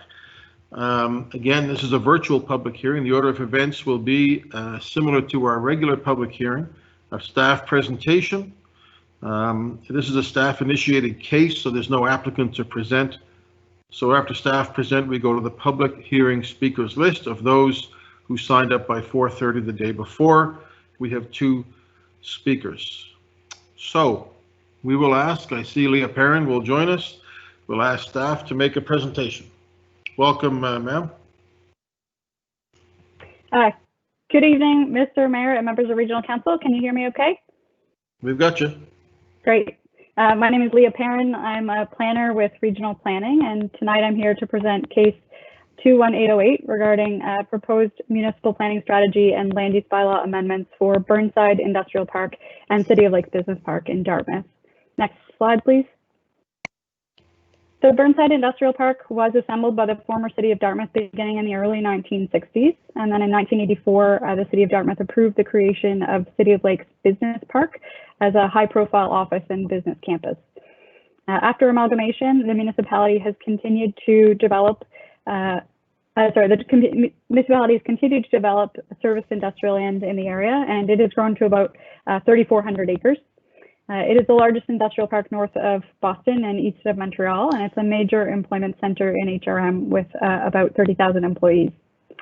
HRM's Business Parks program through our corporate real estate administers the development and sale of new serviced industrial lands. Lots are sold for immediate development purposes only. An approved site development proposal is required as part of an agreement of purchase and sale. And these proposals must comply with site development and building standards that have been adopted for both Burnside and City of Lakes. Once the lands are in private ownership, a property's use and development is controlled mainly by the land use bylaw requirements, which is why it's important that we consider those requirements very carefully. Next slide, please. The industrial lands within Burnside Industrial Park and City of Lakes Business Park are a critical part of the municipality's economy. The regional plan and Halifax's economic growth plan call for the municipality to ensure there is a sufficient supply of industrial land to provide economic development opportunities. In support of this objective, Regional Council approved the Business Park Functional Plan in 2008. This was a strategic view of the municipality's role in business parks development and included recommendations for land use policy and regulations for Burnside and City of Lakes. It recommended differentiating the zoning to prioritize industrial uses over commercial and retail uses. And at that time, Regional Council directed staff to review the municipality's planning documents to implement the functional plan's recommendations. There were some changes made during the 2014 review of the regional plan and with the Rights Cove secondary plan in 2009. And these proposed amendments presented tonight will complete the implementation. So slide number 4, please. The scope of this project focused on updating planning policy and land use bylaw regulations for Burnside Industrial Park and City of Lakes Business Park. Generally, the study aligns with the regional plan's business industrial subdesignation, which applies to areas intended for an integrated mix of industrial, commercial, service, and support uses. The project scope did not include the Dartmouth Crossing area, the Windmill Road area, or any future expansion of Burnside. The Dartmouth Crossing lands are privately owned, and their focus is retail business park, which is consistent with the recommendations of the Business Parks Functional Plan. And planning policy also enables residential development by development agreement on those lands. For Windmill Road, land use policy and regulations have been addressed through the Rights Cove secondary planning strategy. And in terms of any proposed expansion to Burnside, this would require an expansion of the urban service area boundary, which we would expect to consider through the ongoing regional plan review. Next slide, please. Under the Dartmouth Secondary Municipal Planning Strategy, the lands are designated industrial. There is also a small area that's designated reserve, which reflects the fact that the urban service area boundary wasn't actually properly applied before the lands were developed, which we will amend during the regional plan review. And that reserve designation doesn't actually have any practical implications because the lands are serviced and developed, and they, along with all the other lands in the area, are zoned I2. So the I2 zone allows all commercial and industrial uses, provided that they're not obnoxious uses. In the Burnside expansion area, which is located in the northeastern portion of Burnside, sort of the newer areas, office and retail uses are only permitted if they're accessory to industrial uses. And next slide, please.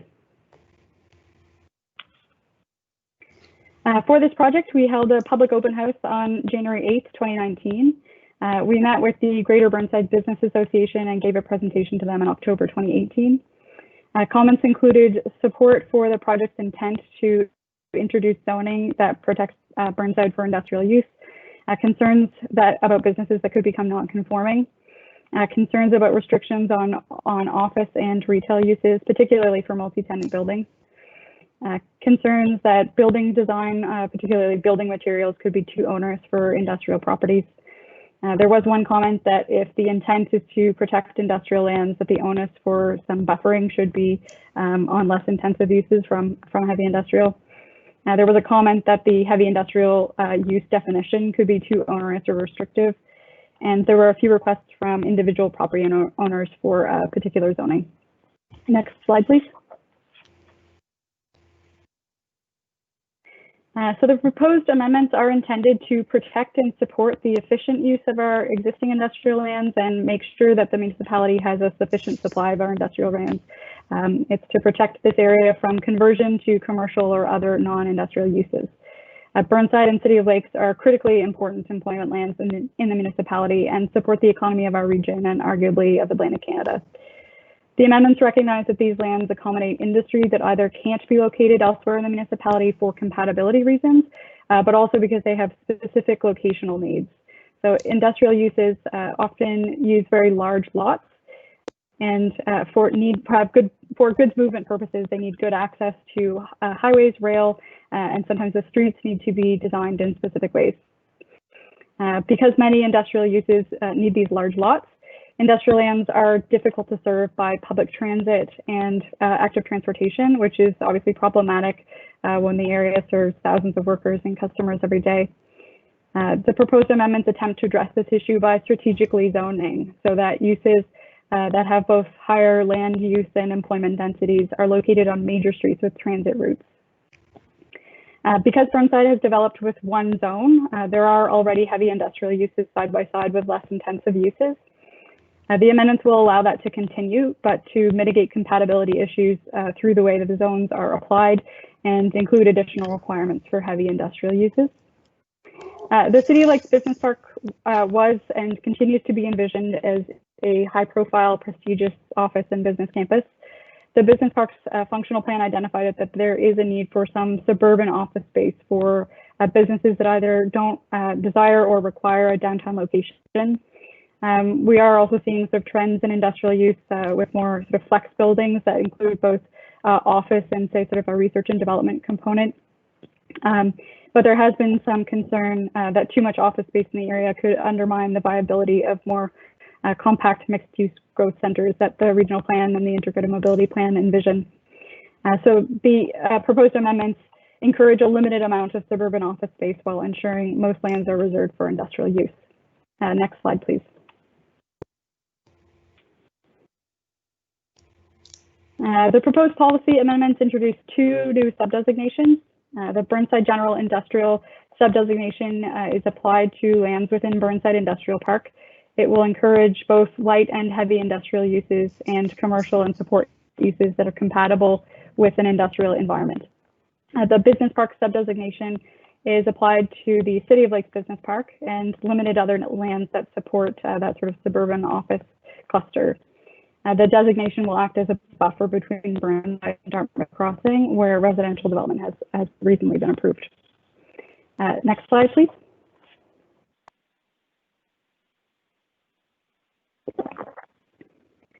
The proposed amendments to the Dartmouth land use bylaw include 3 new zones. The Burnside General Industrial Zone will be applied to the majority of Burnside, away from major streets and away from lands developed with non-industrial uses. It's shown on gray on this map, or in gray. The Commercial Industrial Zone, shown in blue on this map, will be applied to major streets including Burnside Drive, Acreley Boulevard, Wright Avenue, Commodore Drive, and Ilsley Avenue, where there are bus routes, so that higher density uses can be clustered where there's access to transit and active transportation. The Commercial Industrial Zone will also be used to buffer more intensive industrial uses that will be in the Burnside General Industrial Zone, which is why it's applied to lands between Windmill Road and the rail line. And finally, the Business Park Zone will be applied to the City of Lakes Business Park, including a triangular parcel of undeveloped land that HRM owns between City of Lakes and Dartmouth Crossing. That parcel will need access from City of Lakes, and there has been residential development approved on the lands that are immediately to the east of it. As well, lands on the southwest corner of Burnside Drive and Wright Avenue that are called by the property owner the Wright and Burnside Business Campus. They are included in the Business Park Zone. There are 2 office buildings and a new commercial building here, and there's just 1 vacant parcel that remains in that cluster. Next slide, please.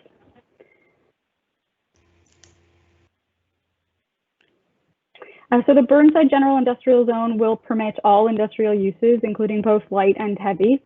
Heavy industrial uses will include salvage yards and construction and demolition, transfer stations, and materials processing facilities, but no C&D disposal stations are proposed to be permitted in this zone. The zone will permit commercial uses that support industrial uses, such as industrial training, heavy equipment sales and service, vehicle services, which includes auto repair and car dealerships, retail building suppliers, that kind of thing. The zone only permits retail and office uses if they are accessory to industrial uses or if they're supportive of industrial activity. For example, the zone permits service uses, which would include offices for landscapers, plumbers, electricians, people that have those sort of call-out services. We've also defined industrial uses to include research and development, so sort of high-tech industries that have those flex spaces with both office and laboratories would be permitted. And finally, no residential uses are permitted in the zone except caretaker units, which are defined as essential to industrial operations and limited in size. Next slide, please. In the Burnside General Industrial Zone, outdoor storage and outdoor display of goods will be permitted. Landscaping with trees and shrubs will be required along the street, and a landscape buffer will be required along the highway. Lighting must be directed towards buildings on the site and away from streets and other properties. Because the zone permits heavy industrial uses alongside other uses, there are additional requirements for those heavy industrial uses. They must be located on 1 hectare lots and must be set back from less intense uses. There is an existing policy in zone for salvage yards, and those requirements have been carried forward into this zone. So that there are requirements for screening and fencing, as well as setbacks that are more restrictive than for other uses. And the zone will allow construction and demolition, transfer stations, and materials processing facilities, which will need to meet both the requirements for heavy industrial uses under this zone and the requirements of the existing CD1 and CD2 zones, which include a site plan approval process as well. Next slide. So the commercial industrial zone will permit all industrial uses except for heavy industrial. The zone permits a wide range of commercial uses, including restaurants, banks, personal services, medical clinics, self-storage, vehicle services, garden centers, that kind of thing. The zone restricts the size of standalone retail so that big box retail is not permitted, but it makes exceptions for retail that is supportive of an industrial environment, like building suppliers and recreational vehicle sales. The restrictions on standalone office uses are similar to the Burnside General Industrial Zone, and that only accessory offices are permitted, but there is actually a wider range of commercial uses permitted, and some of those could be in an office format. For example, financial services are permitted in this zone. And no residential uses will be permitted here except for caretaker units. Next slide, please. In terms of architectural and site design requirements, the commercial industrial zone is a bit more restrictive than the Burnside general industrial zone. There are limits on low quality building materials, recognizing that this zone is applied to areas where people may be walking and taking transit to get there. The zone requires that there is a barrier-free entrance that faces the public street that can be accessed on a barrier-free pathway from the street to that door.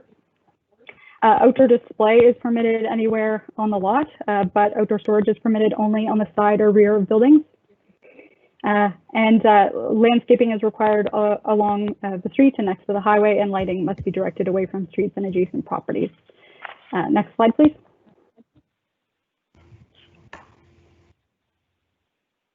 The business park zone will continue to permit much the same uses that the current zone in City of Lakes Business Park allows, with the exception of sort of large format retail or big box retail.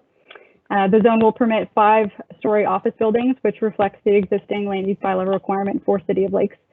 Other permitted commercial uses include hotels, restaurants, personal services, etc. Similar to the commercial industrial zone, standalone retail uses will be restricted in size and type. And the zone permits light industrial uses, provided that they're wholly contained within a building. No residential uses will be permitted except caretaker units. Next slide. The business park zone requires buildings to include high quality building materials, including masonry, stone, precast concrete, steel, or glass panels, which is actually consistent with the site development and building standards administered by the HRM Business Parks program. Similar to the commercial industrial zone, the business park zone will require buildings to have a barrier-free entrance that faces the public street that can be accessed on a barrier-free pathway from the street to the door. No outdoor storage or outdoor display is permitted, and landscaping is required along the street and next to the highway, and lighting must be directed away from streets and adjacent properties. Next slide, please. So much of the land in Burnside Industrial Park and City of Lakes Business Park is already developed, and the proposed amendments are a significant change to the development regulations. This change will be most significant for non-industrial uses like general offices and retail, which aren't envisioned to continue in the long term and have been limited under the proposed zones. However, this project is intended to support the municipality's economic development objectives, and the amendments are not intended to unnecessarily constrain existing businesses. So to encourage sort of an incremental approach to change, the proposed amendments will allow all existing uses to continue to be permitted as permitted uses, and they can be extended, enlarged, or altered. They can resume operations if they have not been discontinued for more than 2 years, and they can be replaced if they've been, they can be replaced if they've been destroyed. So this approach will allow established businesses to remain and to adapt their operations and avoid unintended impacts of the changes. Over time, as businesses turn over, new businesses will need to meet the new requirements. Next slide, please. In conclusion, staff recommends that Regional Council adopt the proposed amendments to the Dartmouth Secondary Municipal Planning Strategy and Land Use Bylaw to introduce new planning policy and zoning for Burnside Industrial Park and City of Lakes Business Park. Thank you very much, and I'm happy to take questions. Okay, thank you very much. Leah, questions of clarification, Councillor Mancini. Thank you, Mr. Mayor. Leah, thank you. Another great presentation as always. Always appreciate your work. I just want to build on your, just before you brought up the staff recommendation, you mentioned about continuing to allow current business to operate. So if someone owns a building that's mainly offices, but they're in the BGI area, you mentioned they're still allowed to operate long as they're not empty for more than 2 years. Do we have any examples where businesses are actually in Burnside that may literally be empty for 2 years?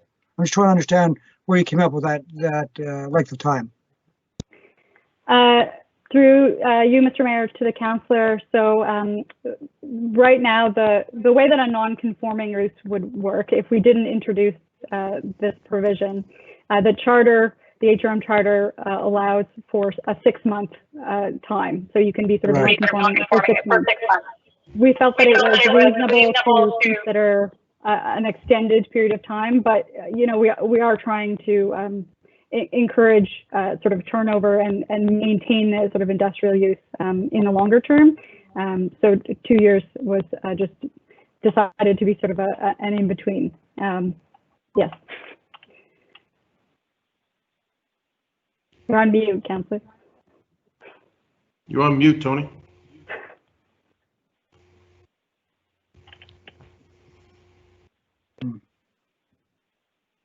Go ahead. That muted me all by itself. So I think 2 years is quite reasonably. I guess it's probably maybe our real estate team would know better, but it's unlikely that I've seen a building empty for 2 years in Burnside. So I think that's quite reasonable. Thank you very much for that clarification, Mr. Mayor. Thank you. Seeing no other questions of clarification from Ms. Perrin, we will open the public hearing. So there is no applicant as such, that is us. Any member of the public who is registered with the clerk's office on this matter will be given 5 minutes to address the topic. There are 2 speakers registered. That's Mark Van Zoomeren and Linda Mosier. So let me just see. Mark, are you on the phone with us? Mark, if you're with us, press *6 to unmute yourself. I'm on. Is that you, Mark? It is, yes. It is. Well, welcome to council and thanks for your patience. The floor is yours for 5 minutes. Thank you. Good evening, Mayor Savage and councillors and Leah. Thank you for this opportunity to speak. I'm a resident of Dartmouth and I work in Burnside. I have a 40-year history with Burnside. The last 14 years I've worked with the Stevens Group of companies at our office at 20 McDonald Avenue. You can see Leah's slide 11 for a picture of our office. We've over 11 businesses situated throughout the park, including Quality Concrete, Coastal Entrance Systems, and one of our core businesses where I spend most of my time is BD Stevens, a design build construction company where we develop for ourselves and others in Burnside upwards of a quarter million square feet of new buildings on close to 20 acres of land each and every year. All that to say, we know Burnside and it's very near and dear to us. It's our home. Burnside's a place where anything is possible. And what I mean is if you have a business that is difficult to locate due to its nature, a prison, a compost facility, an asphalt plant, or heavy manufacturing, it can happen here. If you need ready access to transportation systems, it's here. If you need to be close to your customers or suppliers, they are here. If you need a secure location where NIMBY will never happen, it is here. People came here with their eyes wide open. They don't locate in Burnside in spite of the industry. They locate because of the industry. People built buildings to house their businesses that are inextricably linked to their neighbors. The restaurants feed the tire retreader and the asphalt plant operator, and the daycares look after and protect the children of the compost facility staff. The butcher, the baker, the beer maker, they know that a metal fabrication shop could be their next door neighbor, and that's the reason they're here. They're customers, and the customers are here in part because of the services. It's a symbiotic relationship that, just like nature, it self-regulates. Sure, sometimes the good people at HRM Corporate Real Estate can be difficult and seemingly hard-nosed, but they're doing their job, and the quality of the developments throughout the park is evidence of that. While I'm on the subject of the thoughts and recommendation of HRM Corporate Real Estate, the group that in one form or another has managed the park successfully forever appears to be absent in the staff report, and I'm not sure why that is. We tell our clients there are hoops to jump through, and Mike Weil and company are sticklers, but for the long-term value of their building, there's no better place than Burnside. Introducing restrictive zones will create conflict where none existed before. It will change the nature of what is Burnside, the value of properties negatively. So the independent business person who built a business person and property owner who's worked here their whole lives, who's built businesses, built this park, and whose taxes and employees fueled the city of Dartmouth and now the HRM. And in many cases, a person whose retirement plan includes upon selling, is totally dependent upon selling their building to a market that's extremely wide. Remember, anything is possible in Burnside.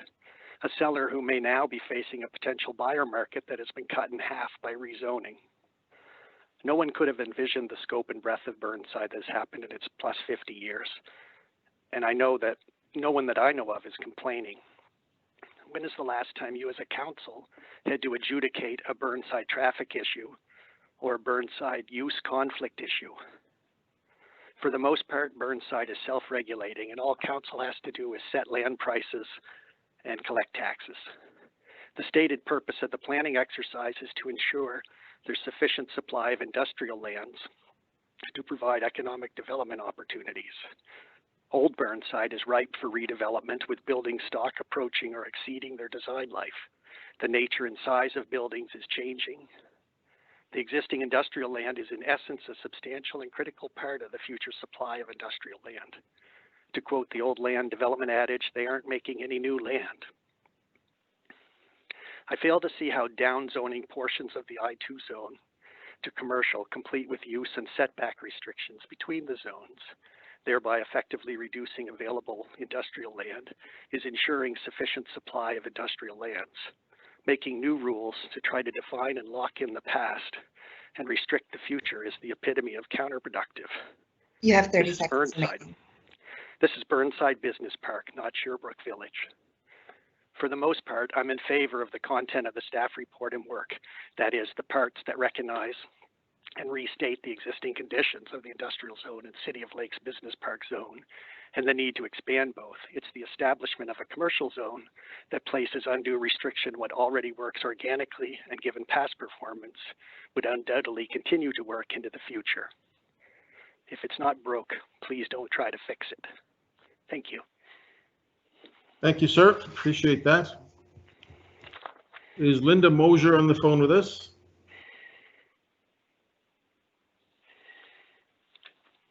Linda, if you're on the waiting, it's *6 to unmute. Hello. Hi, is that Linda? Yes, it is.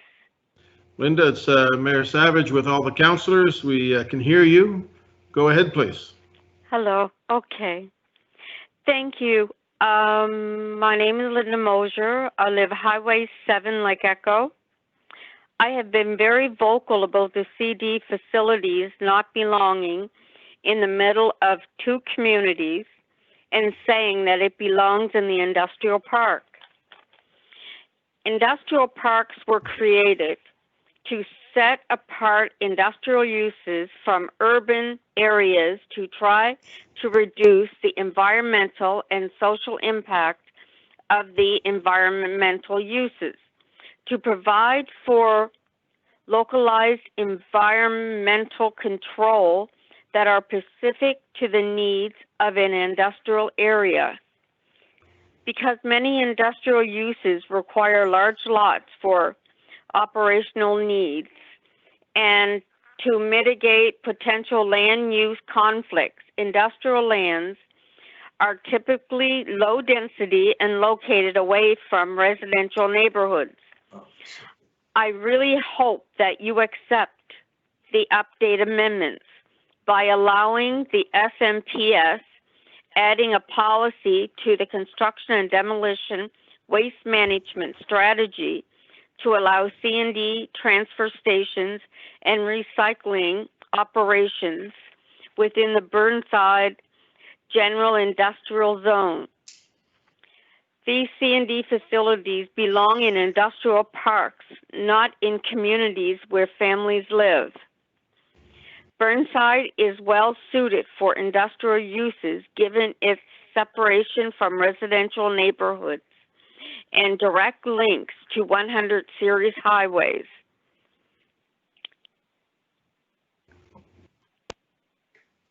And that's all I have to say. I just hope it goes through because communities all over shouldn't have to fight to keep a company out that really doesn't belong in with the community. It belongs in industrial park, and that's why they were initially built. That's all I have to say. Thank you for allowing me to speak. Thank you, Ms. Mosier. Okay. Us being the applicant, there's no need to respond, I don't think. I will ask for a motion to close the public hearing. So moved. Moved by Councillor Russell, Second it. seconded by Councillor Hensby. All those in favor? Aye. Opposed? So the public hearing is closed. I do have a thing here that we can ask staff if they wish to respond to any points made by the speakers. We can do that. Ms. Perrin? I'm happy to answer questions if council has them, but I don't, yeah. That's fine, thank you. I don't see any names on the list, but I do see Councillor Carson making some significant movements. Thank you. Councillor Thank you, Mr. Mayor. I did post something in the chat room there. So just yes, please. I thought that might be enough. But anyway, my question, I guess, if Ms. Perrin can help me, the first speaker, unfortunately, I was going to ring in to ask him a question, but things started to move along to Ms. Mosier. In consultation through the planning process, obviously real estate, and the name was mentioned, Mr. Weil. I think that was a great testament that was given to him and the work he does in the business parks. I'm sure they were involved in terms of the planning and whatnot. It did concern me a little bit that the speaker referenced that this would cause, in his opinion, property values to decrease in some areas. Can you talk about that? Is that something that was even not looked at, but was there any discussion on that at all? And do you have any reason for believing that's true? I can't begin to imagine just by changing some of the zoning what that would cause. I mean, it's an important part of our municipality, yes, but I think as well very desirable regardless of how this moves forward. Through you, Mr. Mayor, to the councillor. So yes, I guess I will just confirm that we did work very closely with our corporate real estate folks, Mike Weil and his team. They were sort of responsible for the business parks functional plan, and they, through the development of the various phases of Burnside, they've been their part to implement the business park functional plan. So this is sort of the planning piece of it. So I just wanted to sort of reassure council that yes, we worked very, very closely with them. They reviewed the proposed zones as closely as I did. And in terms of certainly I can't, I guess, make any necessary assumptions about sort of tax rates. We don't really talk about tax in relation to zoning. However, one item that has been raised is the sort of when we're talking about needing to protect industrial lands, as land becomes more valuable for commercial and retail and non-industrial use, those land values can rise. And so we're aware that as we sort of lose our industrial land, it becomes more sort of financially unfeasible for land to become or stay industrial use. So that's certainly one aspect, is there's a need to sort of protect industrial use from conversion. So that's really the only sort of aspect we would think about in terms of taxation, I guess. Okay, thank you very much, Mr. Mayor. Through you to Ms. Perrin, thank you. It gives me great comfort to know that our corporate real estate was involved, and it gives me some comfort. Thank you. Thank you. Council, what is your wish? Councillor Hensby, are you? I've got it. Councillor Mancini? I'll put the motion on the floor, Mr. Mayor, if you wish, that the Halifax Regional Council adopt the proposed amendments to the Secondary Municipal Planning Strategy SMPS and Land Use Bylaw LUB for Dartmouth, as set out in attachment A and B of the January 28, 2020 staff report, to redesignate and rezone lands in Burnside Industrial Park in the City of Lakes Business Park. Second it.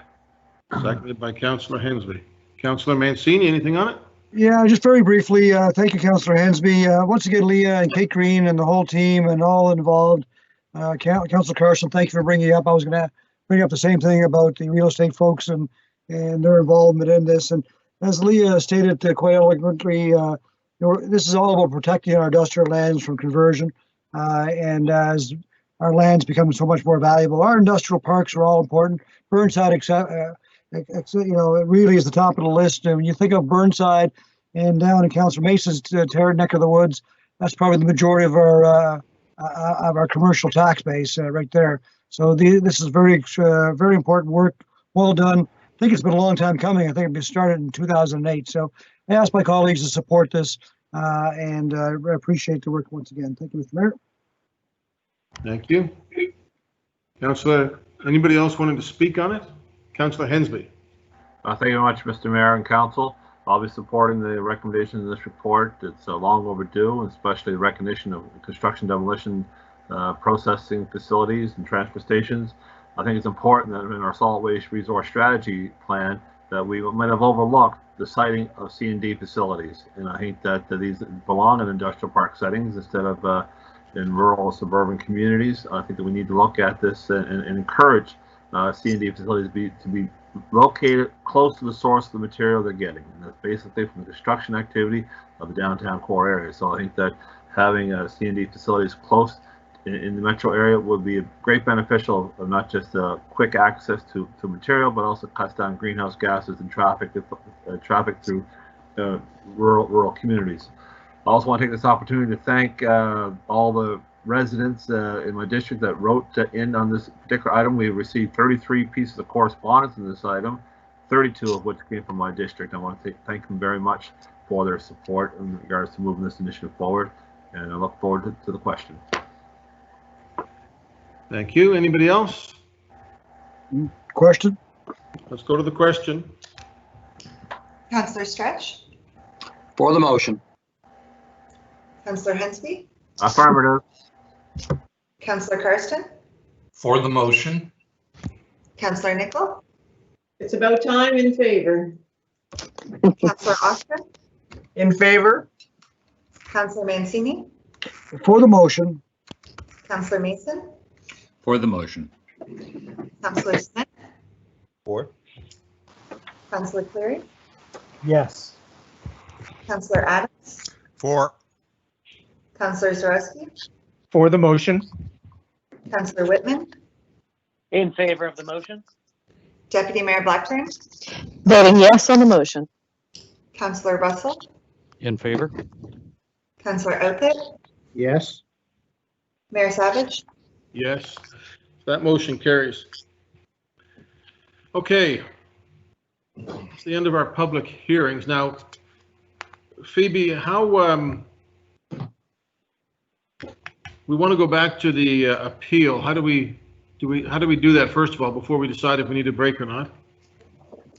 Yeah, Mr. Mayor, you can just resume discussion on the appeal when you deem fit. I have the list of speakers that were signed up before the break. I can put that in the chat. Okay. Are we all set to keep going, folks? Does anybody need a break? Let's get it done. We will keep going then. Phoebe, can you put so Phoebe's putting the list of where we were. So we are back on the appeal hearing that we started at 1 o'clock. This is the appeal of the decision of the Design Review Committee, and the motion on the floor is that the appeal be allowed. Councillor Hensby. Thank you very much, Mr. Mayor. I'm just trying to recall my train of thought many hours ago on this particular subject. While listening to the debate and the presentations, it reminded me a lot of the Twisted Sisters proposal many years ago. We had a great discussion about that particular proposal, and it was probably one of the better debates I think we had in council chambers was that particular topic, and I think this is a close second to it. And I think that we look at what happened to the Twisted Sisters, and it had a sunset clause, never got built because of economic conditions. Then it comes back with a proposal of a high sky-rise tower, and we didn't actually go forward with that because we were waiting for Halifax by Design to be finished first. So we still have a blank parking lot there in downtown Halifax. This particular application, I was back and forth on it and stuff, and I looked through what the concepts were, what possibly could be allowed there, of the maximum space utilization of the lot. And I think that developer has came back with a concept plan that shows that not reducing the 22% of the capacity, which he could ultimately use, potentially use in the property, but also put in a design, a building that I think does have a landmark feature. To me, it looks a bit like a cruise ship terminal or cruise ship building itself. We talk about iconic markers on our harbor. When they first put the Purdy's Wharf buildings in, who said, who wants those milk cartons on the waterfront? Want that one? But the Purdy's Wharf Tower is now become an iconic watermark. Take my best pillow. One at a time. Councillor Henson. Sam, your mic is on. But anyway, I think someone was, anyway, just to get back to my conversation there about the Purdy's Tower is now considered one of those iconic markers on our harbor, on our waterfront skyline. And I think this will add to our skyline as well. So I'm hoping to see this go forward. I'm sure that there'll be some modifications to the final plan when it gets through the final variance, but I think that some of the things we saw today, there's been variances that have been modified and met satisfactorily with, and so therefore I think the rest of it will be debated tonight. So I'll be supporting not the applicant to appeal. I'll be voting against the appeal. Thank you. Thank you. Councillor Outhit, you're passing for now, I think. Councillor Russell. Thank you very much. When I first saw the building, I thought it looked like a cruise ship as well. I thought that was I thought it was excellent and iconic in the harbor, and I thought it would be one of those landmark pieces, and I thought it was going to be great. My knowledge of Southwest and having worked with them in the past has been phenomenal. And I dealt with them in a different life, in a different capacity, when I was working with insurance and specifically tenants insurance. So their reputation is fantastic. And I looked more at the building and I thought, wow, it's huge. And that is supported by a number of the variances that they're asking for. Variance number 3 and 4 and 6 and 8 that they are looking for. It does seem to exceed all of them. Variance 5, where it has the balconies exceeding 50% of the building face. Well, that also fits with a cruise liner, and I thought that's actually kind of cool. I really like that design element, but it's big. And at this point, without something else, I am not going to be able to support what we see in front of us, so I'm going to be voting that the appeal be allowed. Thank you. Thank you. I think that just leaves Councillor Mason. Councillor Mason? Hello. Did the mute stop? Did the mute stay unmuted? We can hear you.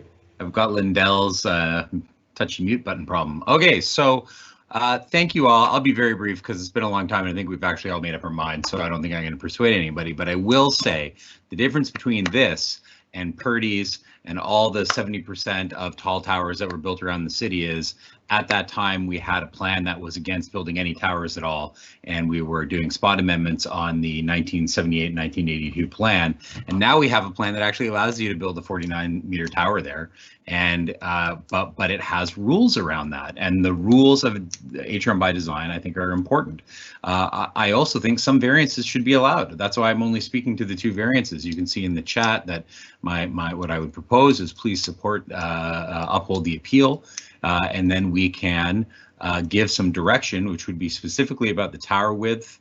It would approve many of the qualitative elements that we all appear to have no problem with because no one's mentioned them, and it would deal with the street level issue, which I think is probably the most problematic issue in the development, and it would tell them to come back with solutions to those problems, but it wouldn't end the project because a 49-meter building is approved here. That's approved. It was approved in 2009 by the downtown plan. The question is, how far do you want them to go away from the downtown plan? And I think it's just a little bit too far. I think it's too big a building, and I think that it's not a NIMBY thing or an anti-big building thing, because I support HRM by design. I want to see HRM design get built, but I just think that this does not respect the work that was done with the broad public consultation. Over 5,000 people participated in the HRM by design process, and you know, they're expecting us to uphold that. They don't have the opportunity to appeal this. Only the neighbors have the opportunity to appeal this, but they all had the opportunity to speak in HRM by design and set those rules that became the downtown plan. So I would ask you to uphold the appeal, and if that is council's wish, then this slightly revised by John Trave's version of the motion would be put forward to give clear direction to the waterfront development in Southwest and how we'd like to see them proceed. Thank you, Mr. Mayor.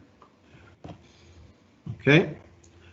We're ready for the question. The question is that the appeal be allowed. Councillor Mason is suggesting if that passes, you're saying you're going to come back with this other motion, Councillor Mason, if that passes, is that correct? Yes, yeah, what I'm told by the lawyers is we can't amend this. It needs to be an up and down vote, but then we can provide, as the development officer or design review could, additional direction on what we expect to see on the site. So that's what the rest of the motion, the other motion, would be. Okay. Everybody's clear? Ready for the question. Councillor Stretch, Against the motion. Councillor Hensby, Negatory. Councillor Karsten, Councillor Karsten, Ready, yes. Sorry. Against the motion. Councillor Nicol, In favor. Councillor Austin, In favor? Councillor Mancini, In favor of the motion, considering the second motion is coming. Councillor Mason, In favor. Councillor Smith, In favor. and Councillor Cleary, I believe, missed part of the hearing and cannot vote. Councillor Walker is in the meeting, so Councillor Adams, Against. Councillor Zarowski, For the motion. Councillor Whitman, No. Deputy Mayor Blackburn, Voting yes on the motion. Councillor Russell, In favor? Councillor Outfit, Voting yes. Mayor Savage, Against? and I believe that motion carries. So that motion is carried, so the appeal is upheld. Thank you, colleagues. If I may, I'll move the direction. So the direction would be that Regional Council support the site plan be approved with the following conditions. A, approve the qualitative elements of the substantive site plan approval application for 16 stories with the rooftop penthouse mixed-use building in downtown Halifax as shown in attachments A and B of the August 20th, 2020 staff report, with the exception that the western lower Water Street elevation be augmented on the ground floor through provision of combination of increased visual permeability by multiple windows and doors at the sidewalk level and provide more effective use at grade that relates to the sidewalk stepping with the slope. B, approve the proposed variances outlined in attachment C of the August 20th, 2020 staff report with the exceptions of variants 3, 4, and 8 related to tower width. For additional clarity, no portion of the tower shall exceed the dimensions beyond 38 meters. The mass of the remainder of the building shall remain consistent with that found in attachment A, and accept the findings of the quantitative wind assessment included in attachment D, and C and D recommend the development officer accept the public benefit as described in attachment B. I so move. Second. Seconded by who? Deputy Mayor, was it? Deputy Mayor, yes, thank you. I'll spare us further discussion. I think it's all been said. Thank you, Mr. Mayor. That's what you say. Councillor Austin. I never run from further discussion, Mr. Mayor. A question just on the motion on the qualitative piece in particular. So as I read this, this would not include then the giant blank band of parking that I think is level through 3 through 4 on the buildings, we would be approving that if we pass this.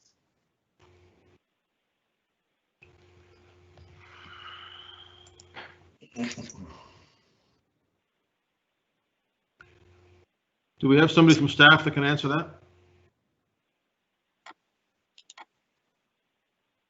Yes, hello.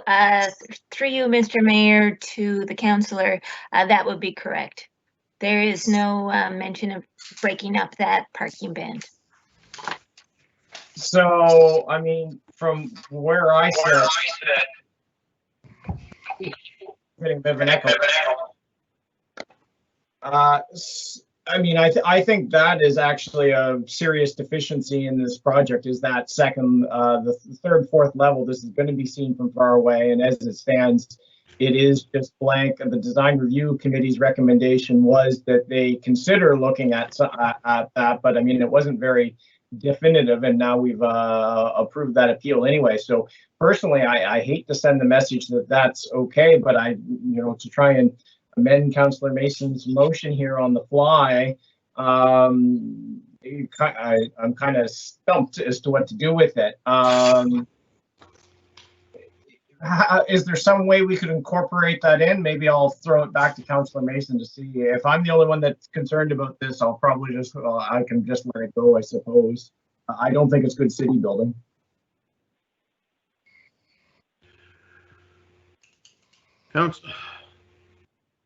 Councillor Mason, we'll come back to Councillor Mason.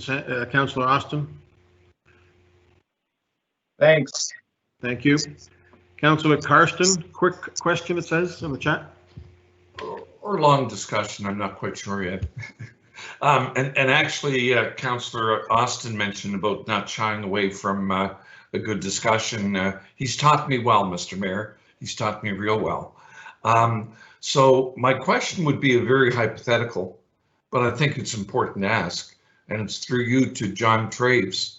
Hypothetically, very hypothetically, because that's not where this is going. But if this were now to fail, what would happen next? John?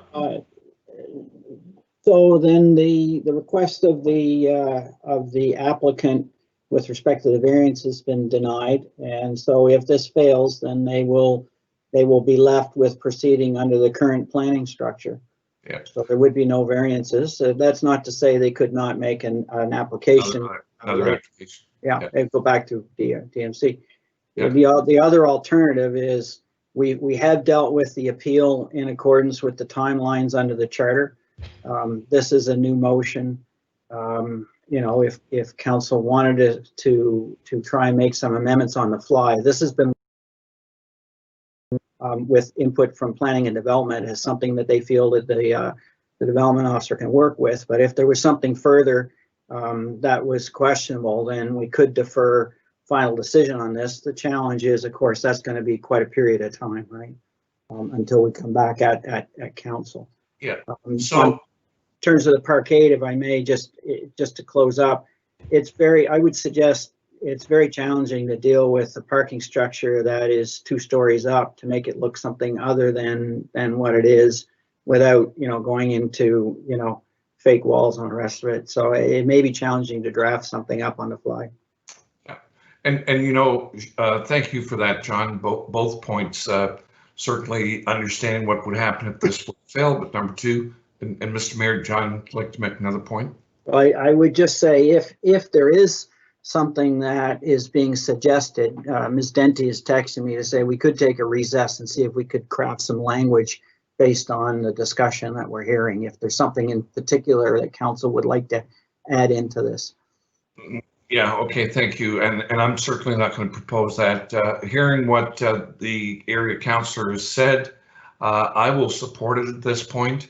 However, to be perfectly honest with you, even this part of the process, John, no recess is required, but whatever Councillor Mason's discussed with you and Kelly or whatever, I don't even know what the motion is, to be honest with you, and that leaves us at a pretty, this is not the first time, but a few times it happens, it is a little frustrating. I take Councillor Mason at face value that he's just eliminating those couple variances that he was opposed to initially, the retail and the other one. But I look, there's nothing on the chat. I don't know what we're voting on. I think it's in the chat, Councillor Karsten. Where, Mr. Mayor? Oh, it's up above a bit. Yeah. There have been 3 chats, so. It's at 8:20 p.m. You'll see from Councillor Mason. Pardon me? It's at 8:20 p.m. It's a long one. Okay. Well, Councillor Mancini. Thank you, Mr. Mayor. I have a question about process. And this is probably for Mr. Traves. Yeah, if this motion that's in front of us is approved, and first question is, so does it come back here to council again one more time? And then if it does and it's approved at that point in time, is this something that the folks at Lower Water Street 1326 can appeal once again? Are we back here in the exact same situation? No, this is essentially what we've done here is to deal with the appeal, and at an appeal, council can either allow the appeal straight up or allow the appeal with conditions. And so in order to deal with the conditions, we've just broken the motion into 2. So you've heard from the party that is the end of this. This is the outcome of the appeal. And essentially it's what variations is council prepared to support as opposed to, where DRC ended. Thank you for that, Mr. Traves. I support the motion that's in front of us. Thank you. Thank you. Councillor Starech. Starech. Thank you, Your Worship. And Councillor Mason never fails to amaze me. So a couple of hours ago, I was calling him out, and now I'm saying, well, geez, maybe you do have this figured out. And not much different than Councillor Karsten. I'm just a little bit confused. So we're asking for a couple of small changes and a few different doorknobs and a couple of things like that, and it's going to be okay. So has anybody on staff actually talked with the developer about what it is we're saying here? I mean, how is Southwest going to feel about this? I guess that's just something that I'm a little sensitive to, especially where I come on so strong in support of, their reputation earlier. Your Worship. Well, I don't think anybody on staff would have spoken to Southwest since this decision would have been made. All right. Councillor Stretch. Okay. I suppose Southwest would have the option to go ahead or not under those conditions, would be my guess, Leah or John. Yes, they would have the option now to go forward under those conditions, but my understanding, frankly, is that this has been the substance of the discussion with planning and development staff throughout this application. Essentially, what you're seeing here is very similar to what staff has been saying all along, is the key points that they would need to address. All right. So, and they've not been forthcoming on that to date. Okay. Well, I guess further to the discussion and the decision we just made a few moments ago, at this point, if this doesn't get buy-in, then it's not going to go much further, and it'll end up staying a parking lot for a little while longer. So I guess if it were me and I were the developer and I just got the thing thrown back in my face with our first vote, and now this was here in front of me, I'd likely be a little more inclined to look a little closer at this. So I guess I'll vote with you this time, Councillor, and hopefully it'll work with staff and the developer. Thank you. Thank you.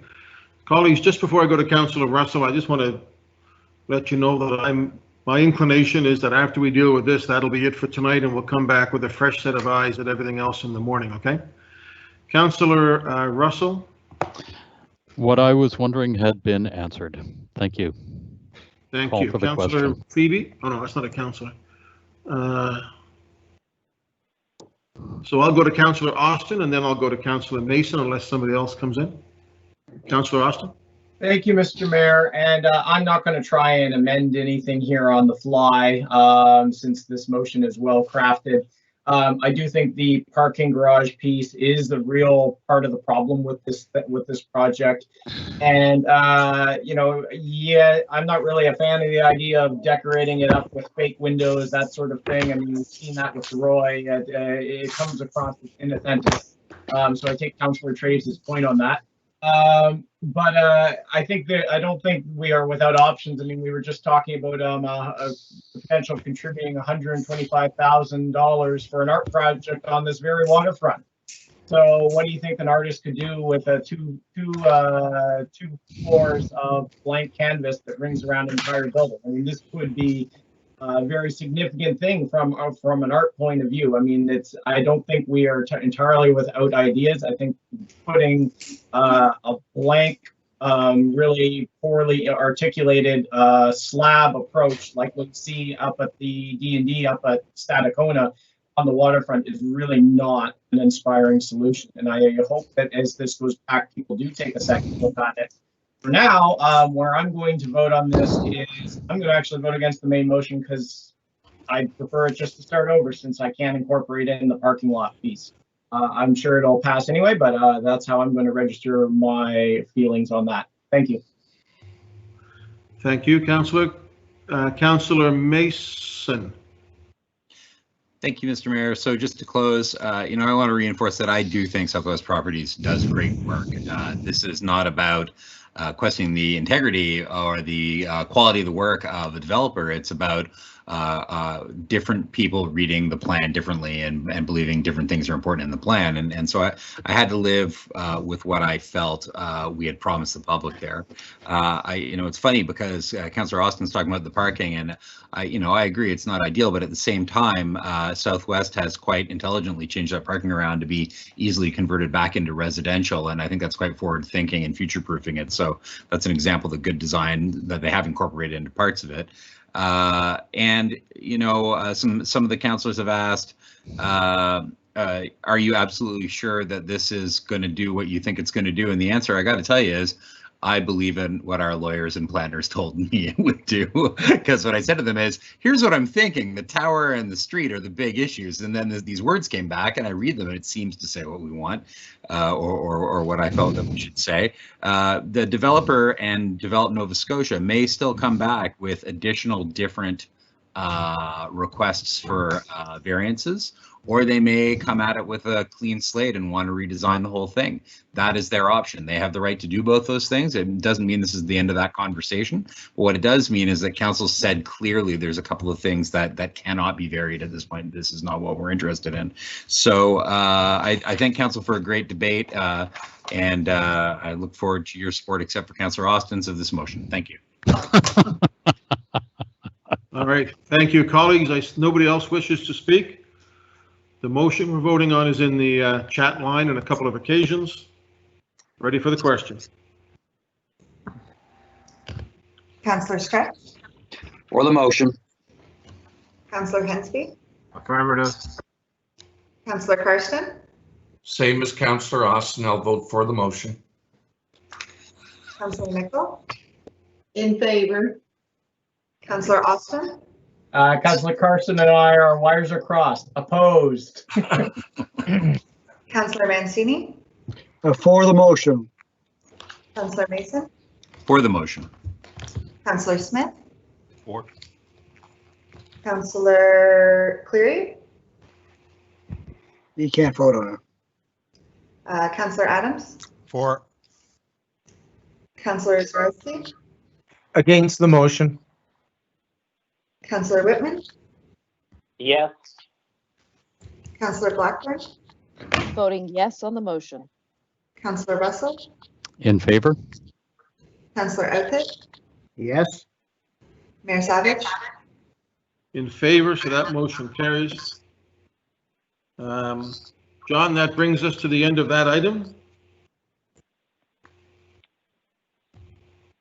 That does, Your Honor. Okay, I had hoped to get 7.3, but I think we're best right now to say it was a good, long, hard day of work, and we will come back with fresh eyes, fresh minds, and great brevity in the morning, and we will pick up the rest of our council agenda beginning with those speakers who are on the list for 7.3. Motion to recess? Motion to recess till tomorrow morning? Yes. Second. Second, all in favor? Aye. Your worship, I have Have a one good night's question. sleep. Enjoy the debate. Go, Joe. Councilor Question, Adams? Are we gonna finish everything tomorrow? We gonna agree to that, or? Well, I think we should. yeah, well, I was going to lose 40 pounds. Sometimes what you say in the past, but I certainly expect that we will. That would be our commitment, but I don't like to curtail democracy, so. I think we want to get our money's worth out of Steve and the people who are leaving. We're just going to have council meetings every day. There we go. Every day. Right on. All right. Have a See good you night, tomorrow, everybody. folks. Thank you. Thank you, staff. Thank you, Phoebe. Thank you, April. Thank you, all of our staff. Good night. Thank you, staff. See you all in the morning. Thank you.